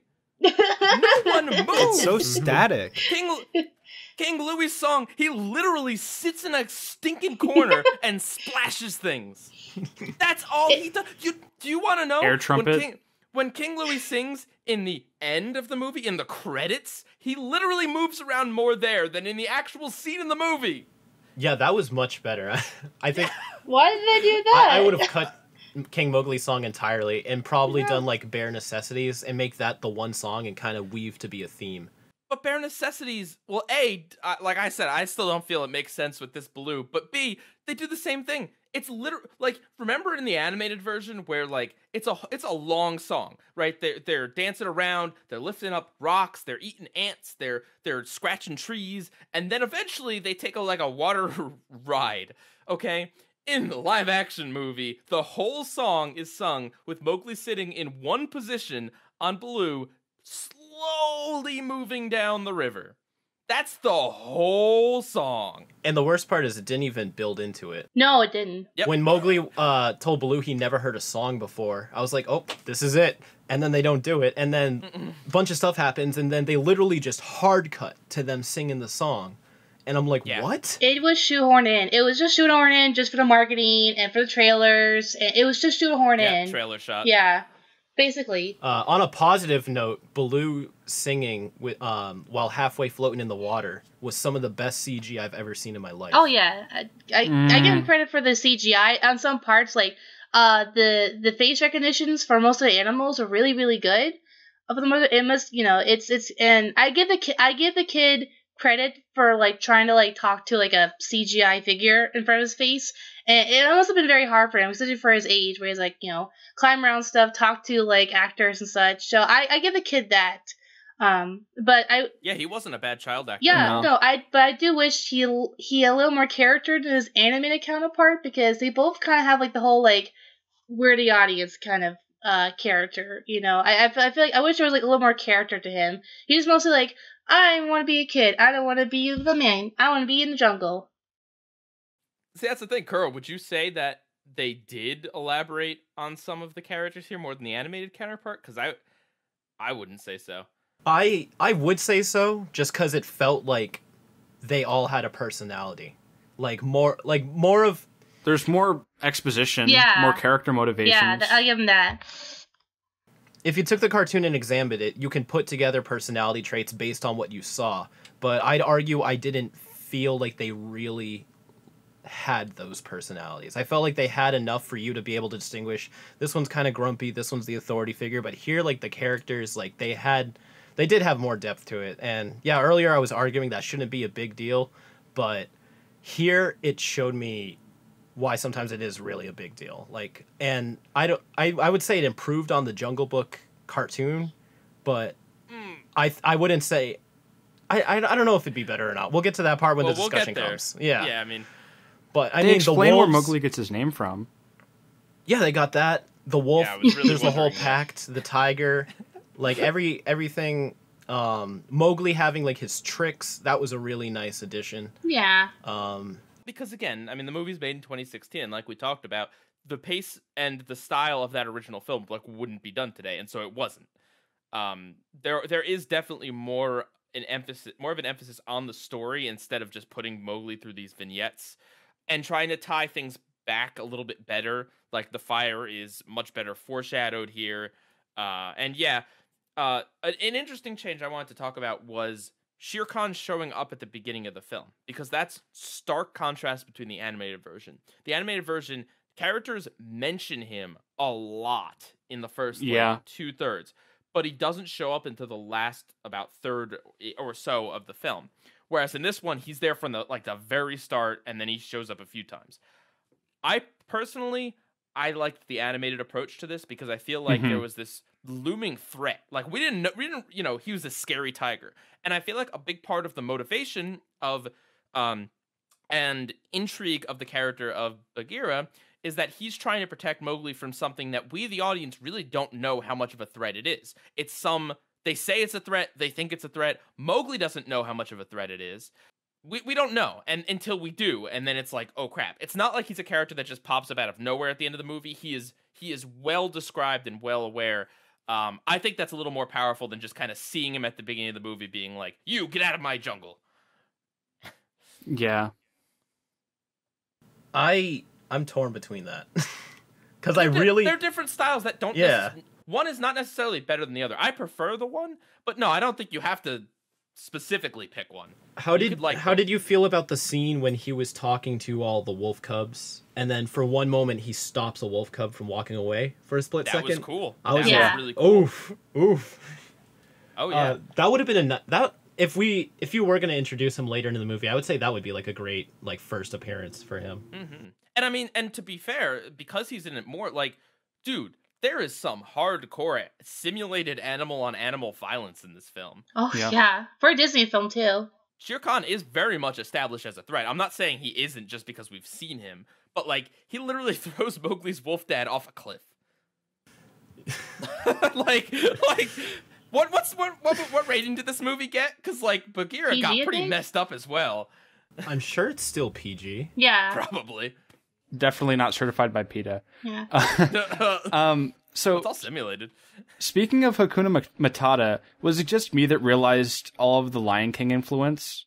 This is like a beta test. Yeah, the stampede through a ravine, coming back to kill the villain after they kill a father figure, villain falling in a pit of fire, selective anthropomorphism. A piece of animals around a rock. Yeah, and also discussing the variation of life, animals, which they don't talk at all in the original Jungle Book. They kind of bypass the issue of animals eating animals in the first one. And the thing, and you notice in this film too that like there's certain animals like the buffaloes and the monkeys and the elephants that don't even speak for some reason. Yeah, that was a weird thing. Like, because like in the animated version, the elephants were like colonels and like a military group. It was kind of like a comical side thing. Oh. They ruined the elephants. Yeah, the elephants were great in the animated version. Yeah, they were funny. Yeah, I agree. That would have been nice to see. I did like Mowgli pulling the little elephant out of the water, though. But I mean, they could talk. They were treated as gods for this film. It was so weird. It's not like the worst change in the world or like the biggest thing. Like the elephants weren't a huge part of the original. But it is just kind of like one of those symbols of like, you took something that was full of life and interesting and like, full of personality, regardless of if it's cartoony or not. The elephants were full of personality. All the elephants had like something unique about their designs. And then in the reboot, the remake, they just literally, here's some realistic looking elephants. They can't talk. They don't do anything. I mean, they do things, but they don't do anything non-animal-y, I guess. You know, let's strip them of their personality because realism. I will say, we did talk about the CG. What I will say is that I felt like this movie teeters the line on the Uncanny Valley hardcore in the sense that when it works, oh my god, it looks beautiful. It looks like I'm watching actual animals. When there's one little thing that's off, like the way the mouth moves or like just something that looks off, the illusion is broken and I'm like, oh my god, these things are disturbing creatures. I don't want them anywhere near me. That's how I felt about it. This is just a bit of a personal gripe more than it is a criticism, but it was just super off-putting for me to see these animals who I'm used to just like seeing graze around talk and especially sing. And I guess it's like second nature to see anthropomorphic cartoon animals because those are just a thing all the time. But like it's really weird when you see them realized and some of it does look fake, like especially with some of the sets. Because I'm pretty sure this movie was filmed almost entirely on a soundstage. There's a lot of like motion blur and a lot of simulated zooms, and some of it does look a little bit too glossy. But regardless, this was still super impressive on a technical level. Oh yeah. And I think that kind of confused me. Speaking of the CGI, I think that kind of confused me with the different from the other version. That all the animals are like super large. Mowgli. I mean, I know that Mowgli is like a little kid, but like this Kaa was like huge, and Louie was like, oh god, we got because like for some reason, I don't know they did this to say like, oh, because Mowgli's a kid, they have like exaggerated viewpoint than adults. But I'm like, I don't know, because they're kind of treating it as like they're actually large, so it's kind of confusing with like, is this just an exaggeration of what Mowgli's seeing? It's like the real thing we're looking at. How'd you guys feel about Scarlett Johansson as Kaa? I thought it was funny because just like with the last Kaa, I instantly recognized the voice. I'm like, is Kaa just... yeah. She's got the rasp. It's insane. Kaa's just got the curse to like not seem real. The one thing I like the original did better is Kaa came back. Here, like, Kaa had that one scene, it was gone. Kaa's useless. Okay. Kaa's like, here, let me show you a vision of your past for no discernible reason. Like, yeah, she's like exposition snake. Yeah, exposition snake. Yeah, basically. And I mean, Kaa was so much more lively in the original. There was a lot of gags about the coils. Although they actually reused animation on the knot in his tail in the original film. But yeah, no, he served a little more of a purpose, and especially Ka. Thing about Ka in the original film is that his purpose is to show that there is danger in the jungle. Because Shere Khan has not appeared in the story yet, we need to have some character be antagonistic and, proof, or quote-unquote proof of why Mowgli doesn't belong in the jungle. But because Shere Khan's from the start, I don't know, Ka's just kind of useless. And I also don't like how both her and the king were supersized. I liked Ka, but then once I saw the Monkey King and he was giant too, I'm like, oh man, they can't do that twice. Yeah, I was so confused. But if he was smaller, maybe he would have had enough room to move around and dance. Yeah, maybe. Yeah, I'd love to see him dance. And they couldn't do that. No. It's just why? Why did they make him the size of King Kong? It makes no sense. Because it's furthering his backstory. He wants to be like Mowgli, not because he wants to be human. He just doesn't want to be like freakishly sized. It's depth, monsters. I want to stop ducking every building I'm in. yeah. Why does he live in these ruins if he's so big? Why does that make any? Why? It's just like the monkeys in the first in the movie in the original. Like they are kind of detached from a lot of other things. They do bring up the fire, which is important. But otherwise, they are kind of like a non sequitur music number, which is fine because they're entertaining. But here, it just I really wish they completely cut them out. Yeah. That middle section was a bit weird. Like I really didn't like that part. It was kind of boring for me, where like Mowgli was climbing up to get those things for Baloo on the mountain.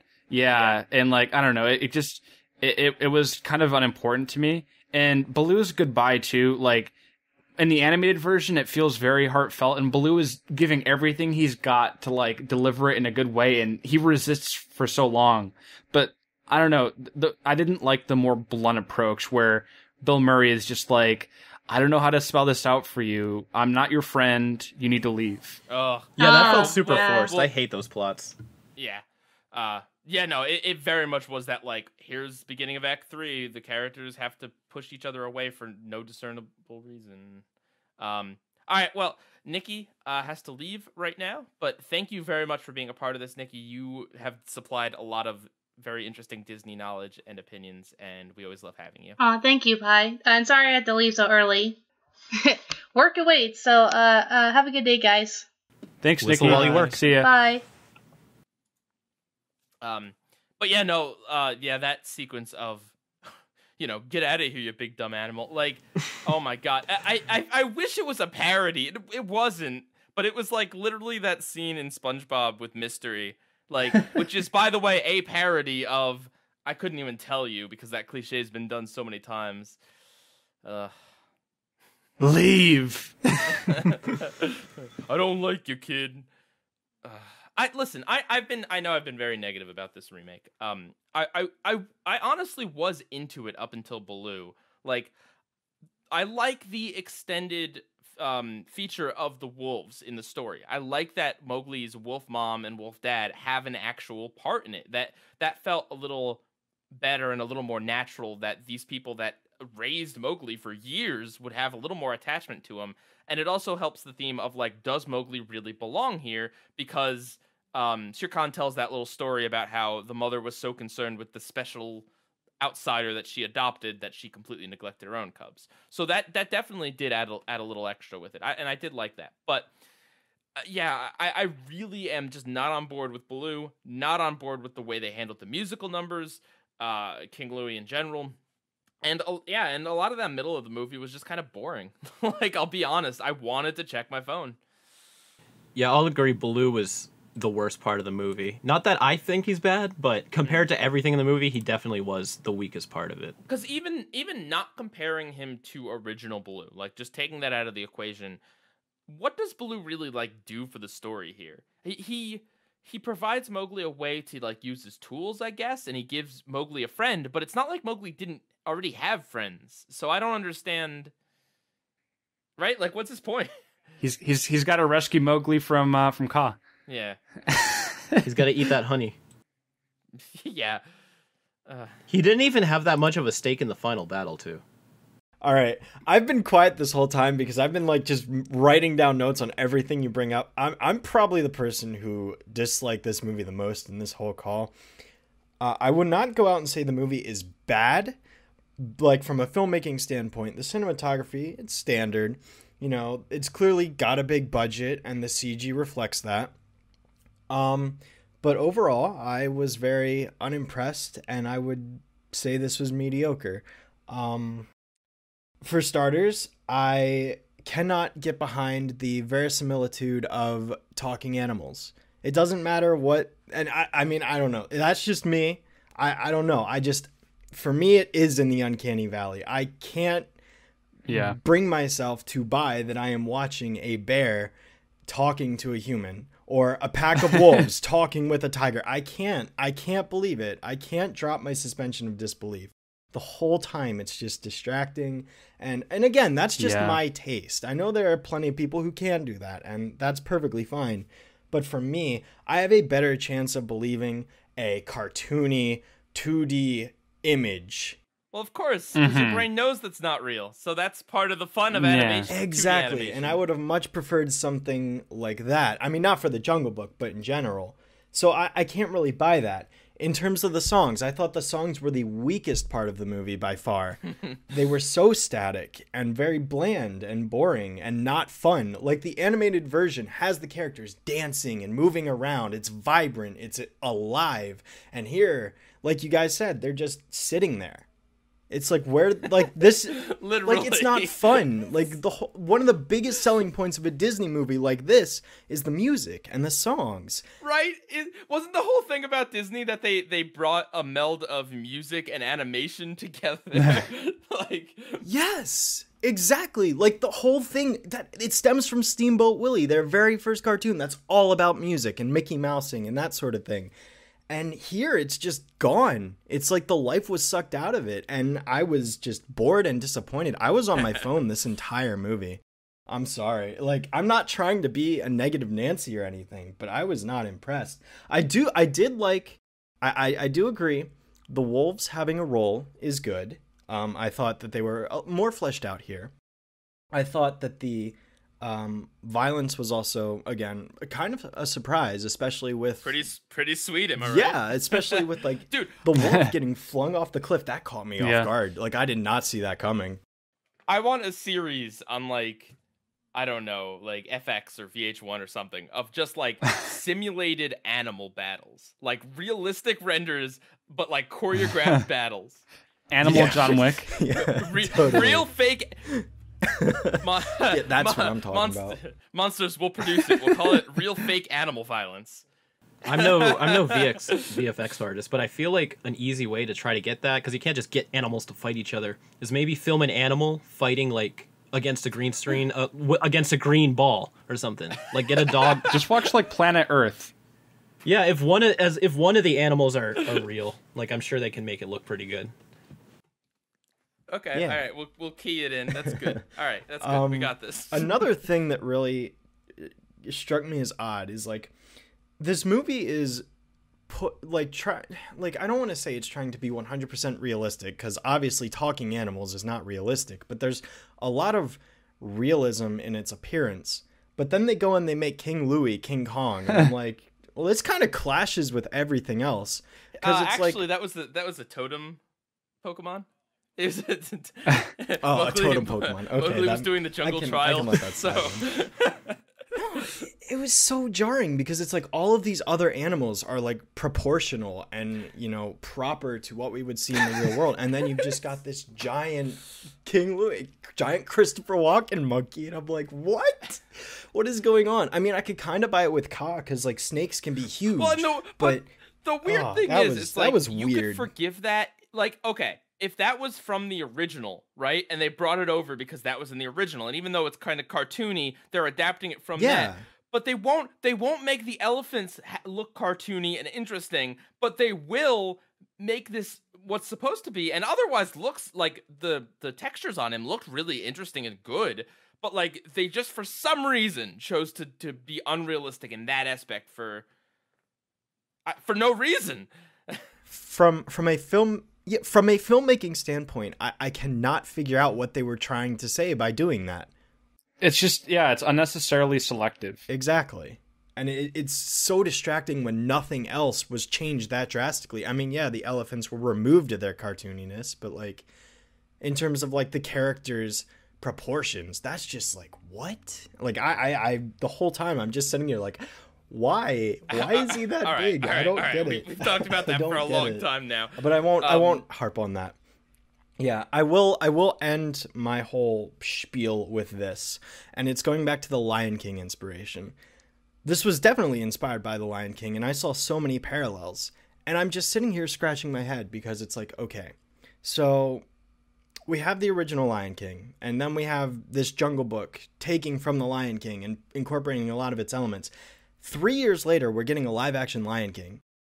Like, we're just getting the same stuff again. I mean, it's not a one-for-one copy, but it's a lot of the same stuff again. Maybe the Lion King movie is going to secretly be Lion King 1.5.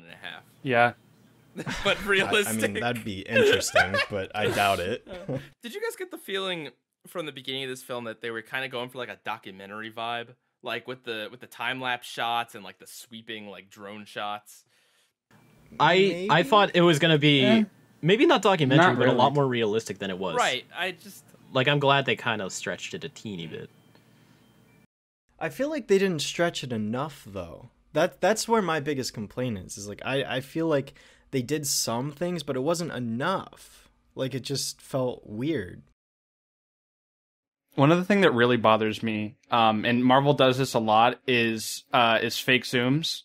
It's a huge pet peeve of mine. Like, there's a shot in Infinity War where I think it's like Thor and like, or maybe it's like Vision and Thanos, and they're like jumping off a cliff or something, and they have this really fast zoom out, but it's an entirely digital shot, and you can tell that the zoom isn't real.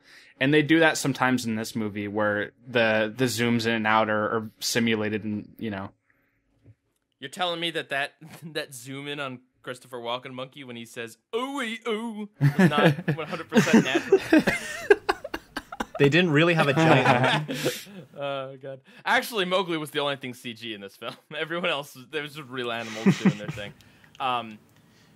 Okay, so Christian Goken in the server says, I'm pretty happy that the Jungle Book remake happened. It isn't one of Disney's cash cow names, as it's a movie from 1967 that they don't market the heck out of like they do with the Disney Renaissance stuff. And again, it's from 1967. I can respect the remake on principle. Remaking a 1967 film, not many people remember, as it is a lot classier than remaking a film beloved by people for decades that's finally remembered of and adapted into several mediums like Kingdom Hearts and a Broadway play, etc.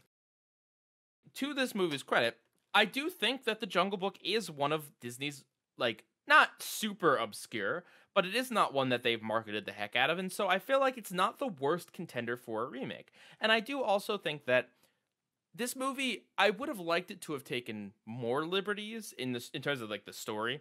But I will say it does take quite a few. It does diverge. It is not at all just point-for-point remake.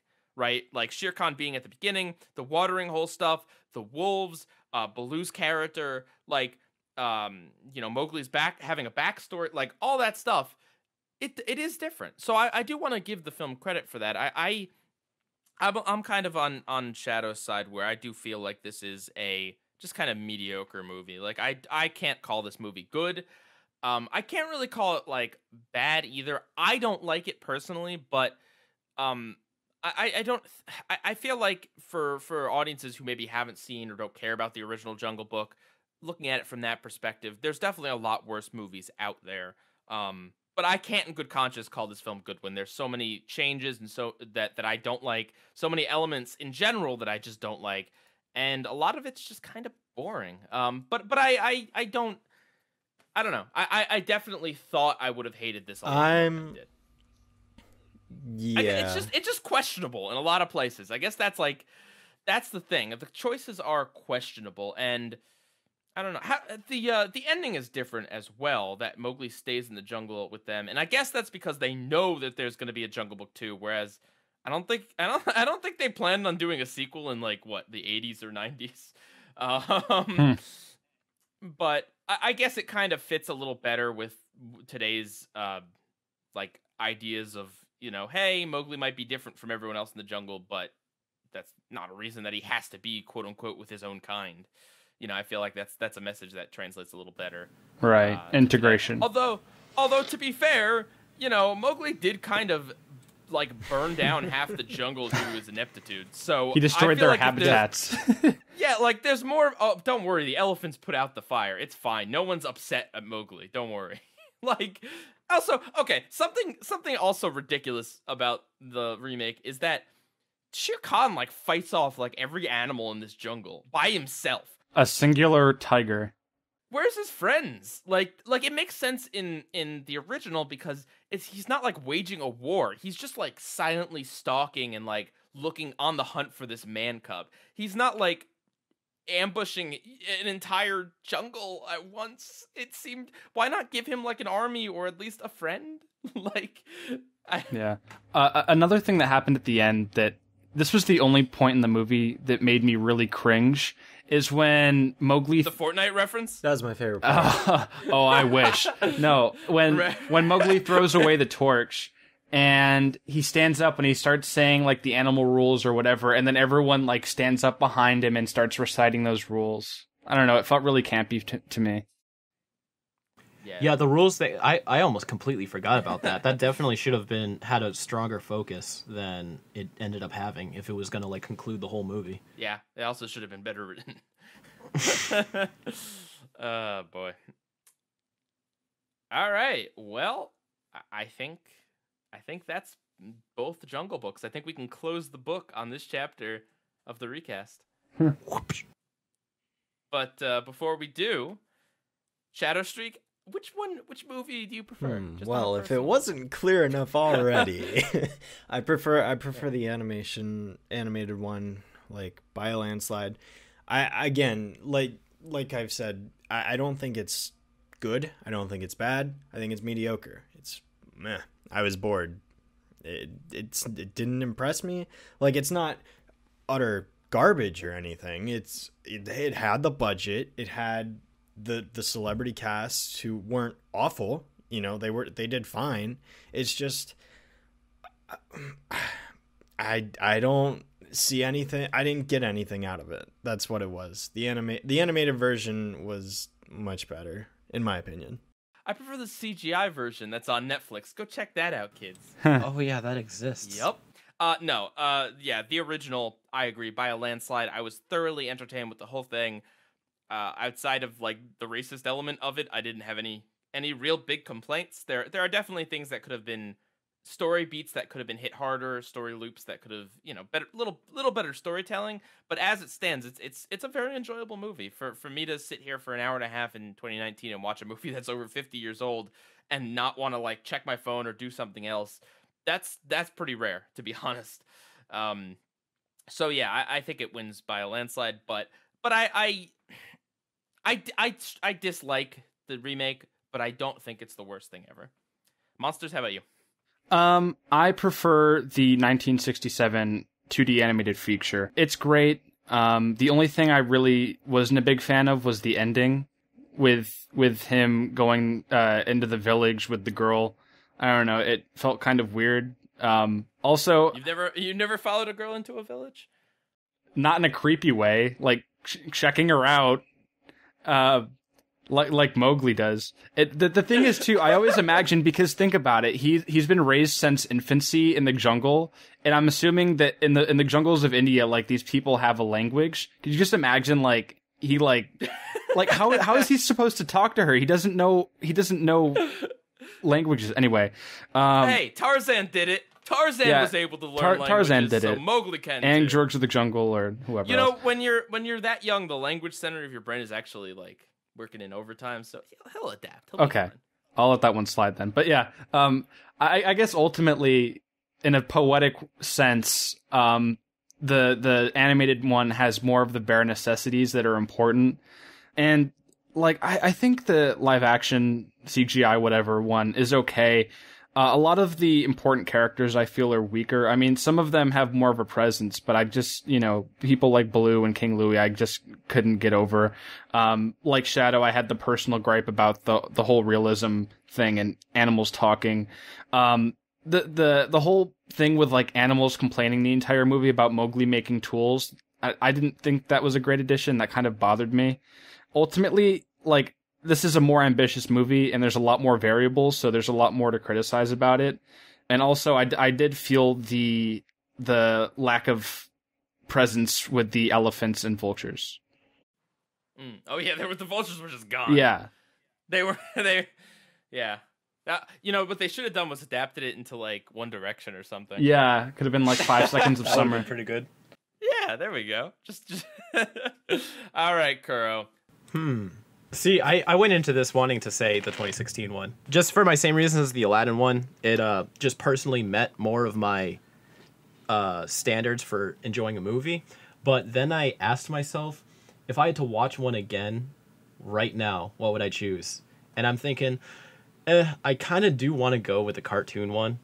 Just because, personally, I've never been a fan of like any type of media where animals, like talking animals, are the main center point. Like, I don't even think I've seen Lady and the Tramp. I'm not interested in talking animals.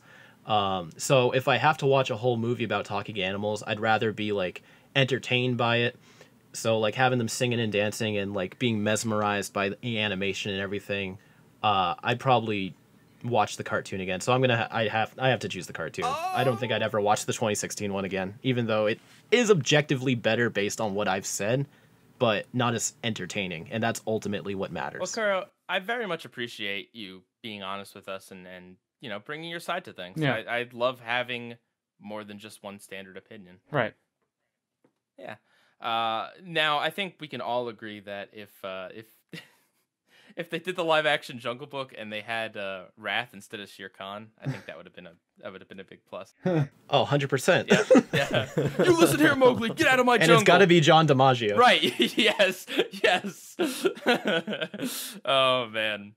And through the magic of post-production, I brought Nikki back to tell us which of the two Jungle Books she prefers. And well, for my opinion, when it comes down to both the live-action remake and the animated remake, I would have to go for the animated one just because I like the tone more in this film, or comedical, lulling, jazz-like tone compared to the remake one.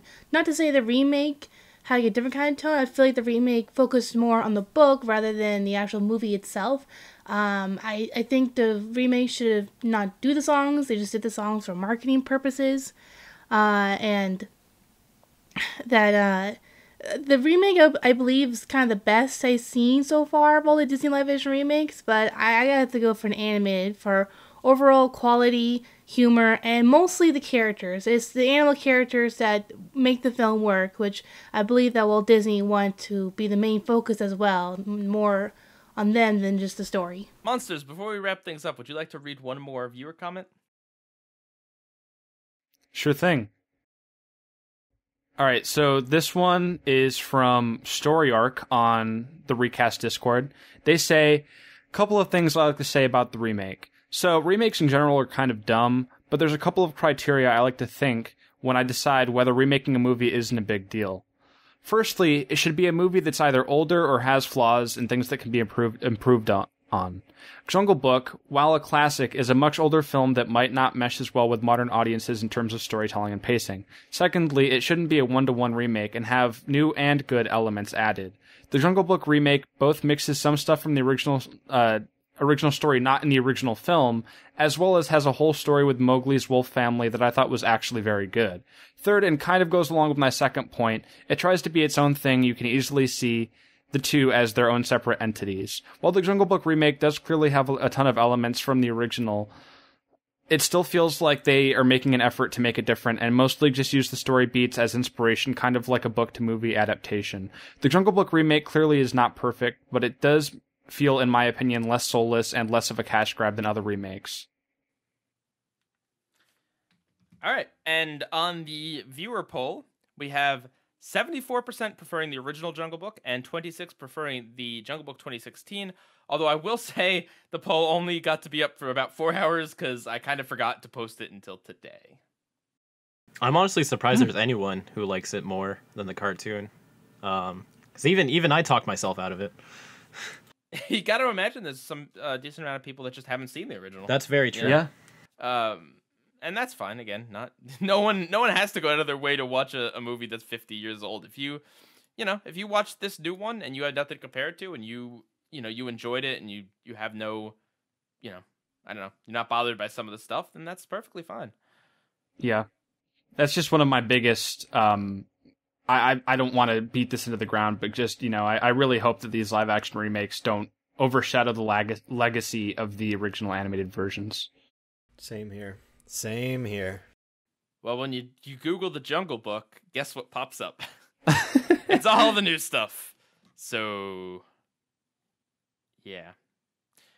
All right, so we here at the Recast like to end things off with a little game, a little trivia game. Shadow, do you know about this game? I do. As a matter of fact, do you know the rules, Shadow? Yeah, both is never an option. Very good, man. Very good. Okay.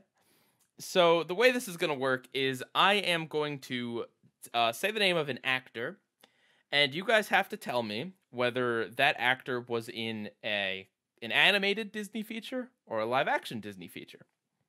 Both is not an option. Okay. So there aren't any that are like returning that were in both then. No. You made sure that okay, good. Well, as far as I know, I don't if they're like an incidental like background character. James Earl Jones. Okay. These are yeah, that was what I was thinking. These are stars. We're talking about stars here, and this is Disney, not acquired Disney. All right, so we're gonna go in the order that we're on in Discord here, just for my own sanity, and Monsters is gonna keep score. Okay. All right, first up is John Goodman. Kuro? I'm sorry. Am I choosing is he in like the old one or new one? No. If he's in animated Disney features, or if he's in the live action. Oh, any of them. I thought just the Jungle Book. I was gonna be like, oh man, I don't think he's in either. No, he's in. No, and by the way, just the live action remakes, not like any Disney property live action ever. Just the live action. Oh, remakes. okay. Because I know he's Sully. I'm sure he's in an animated movie. Okay, Monsters. I'm gonna say live action. And Shadow. Animated, and I know what character. All right, Kuro and Shadow are correct. Kuro, do you know the character? I thought it was Sully, from Monsters Inc. So I don't think so. Well, like I said, not acquired. Pixar doesn't count. We're talking about animated. I feel like I do know. Oh man, tell him, Shadow. Tell him. It's Pacha. Oh my god! Of course. So Kuro and Shadow Streak are at 1. Monsters is at 0. Okay, number 2, Jodie Benson. Live action. That name doesn't sound familiar to me, so I'm gonna say animated. Animated. You are correct. She is animated. So Monsters and Shadow get a point. Kuro does not get one. Anyone know the character? Favorite Disney movie, Little Mermaid. Okay. So that's why I know. The Little Mermaid's my favorite Disney movie. So Shadow is continuing to be a trivia beast. So Shadow's at 2, Monsters and Kuro are at 1. All right. Okay. Emma Watson. Oh, live action. Monsters. Live action. Shadow. Yeah, live action. You all say this like it's obvious, but I didn't know this. Yeah. Who did she play? Belle. Yeah, you're all correct. She is Belle. All right, so that would put Shadow at 3 and Kuro and Monsters at 2. All right. Luke Evans. Live action. Monsters. I'll say live action. And Shadow? And I'm also live action. Anyone know who he is? He is live action, yes. Is he the Beast? Close. No, I don't think he's Gaston. Is he Gaston? He is Gaston. Yeah. Okay. Mm-hmm. Yeah. All right. Emma Thompson. Oh, I think I know that name. Animated. Okay, Monsters. Animated. And Shadow?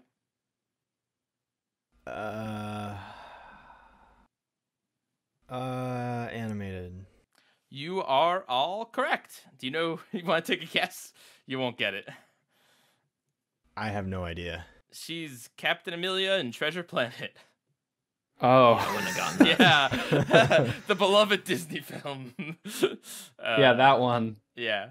Okay, so that puts Shadow at 4 for 4, right? 5 for 5. 5 for 5. That was 5? Yeah. Oh. All right, Shadow got 5 for 5. What did you and Kuro get? Monsters? 4.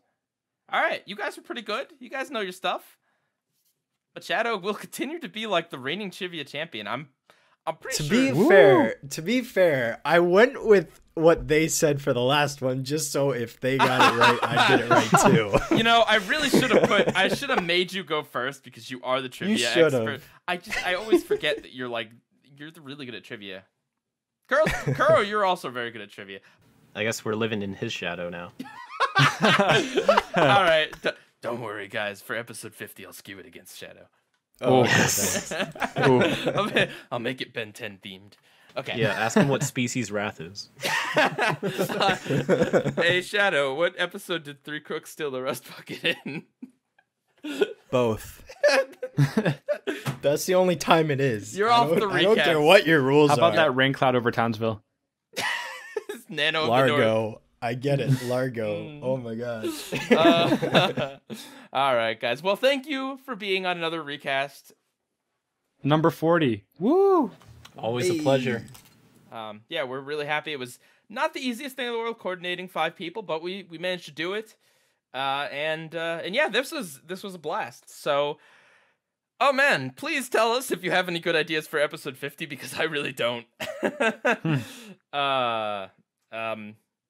But yeah, I hope you guys enjoyed this, and I'm sure you'll be seeing both Shadow and Kuro again very, very soon. And Monsters too, probably. Yeah, probably. All right. Does anyone have anything to plug before we go? Not really. Just I'm still just doing the same things, working on my comic, which you can read on my website.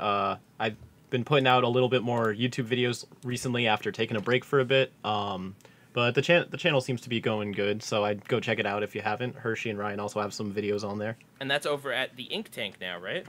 Correct, the Ink Tank. Cool. Shadow.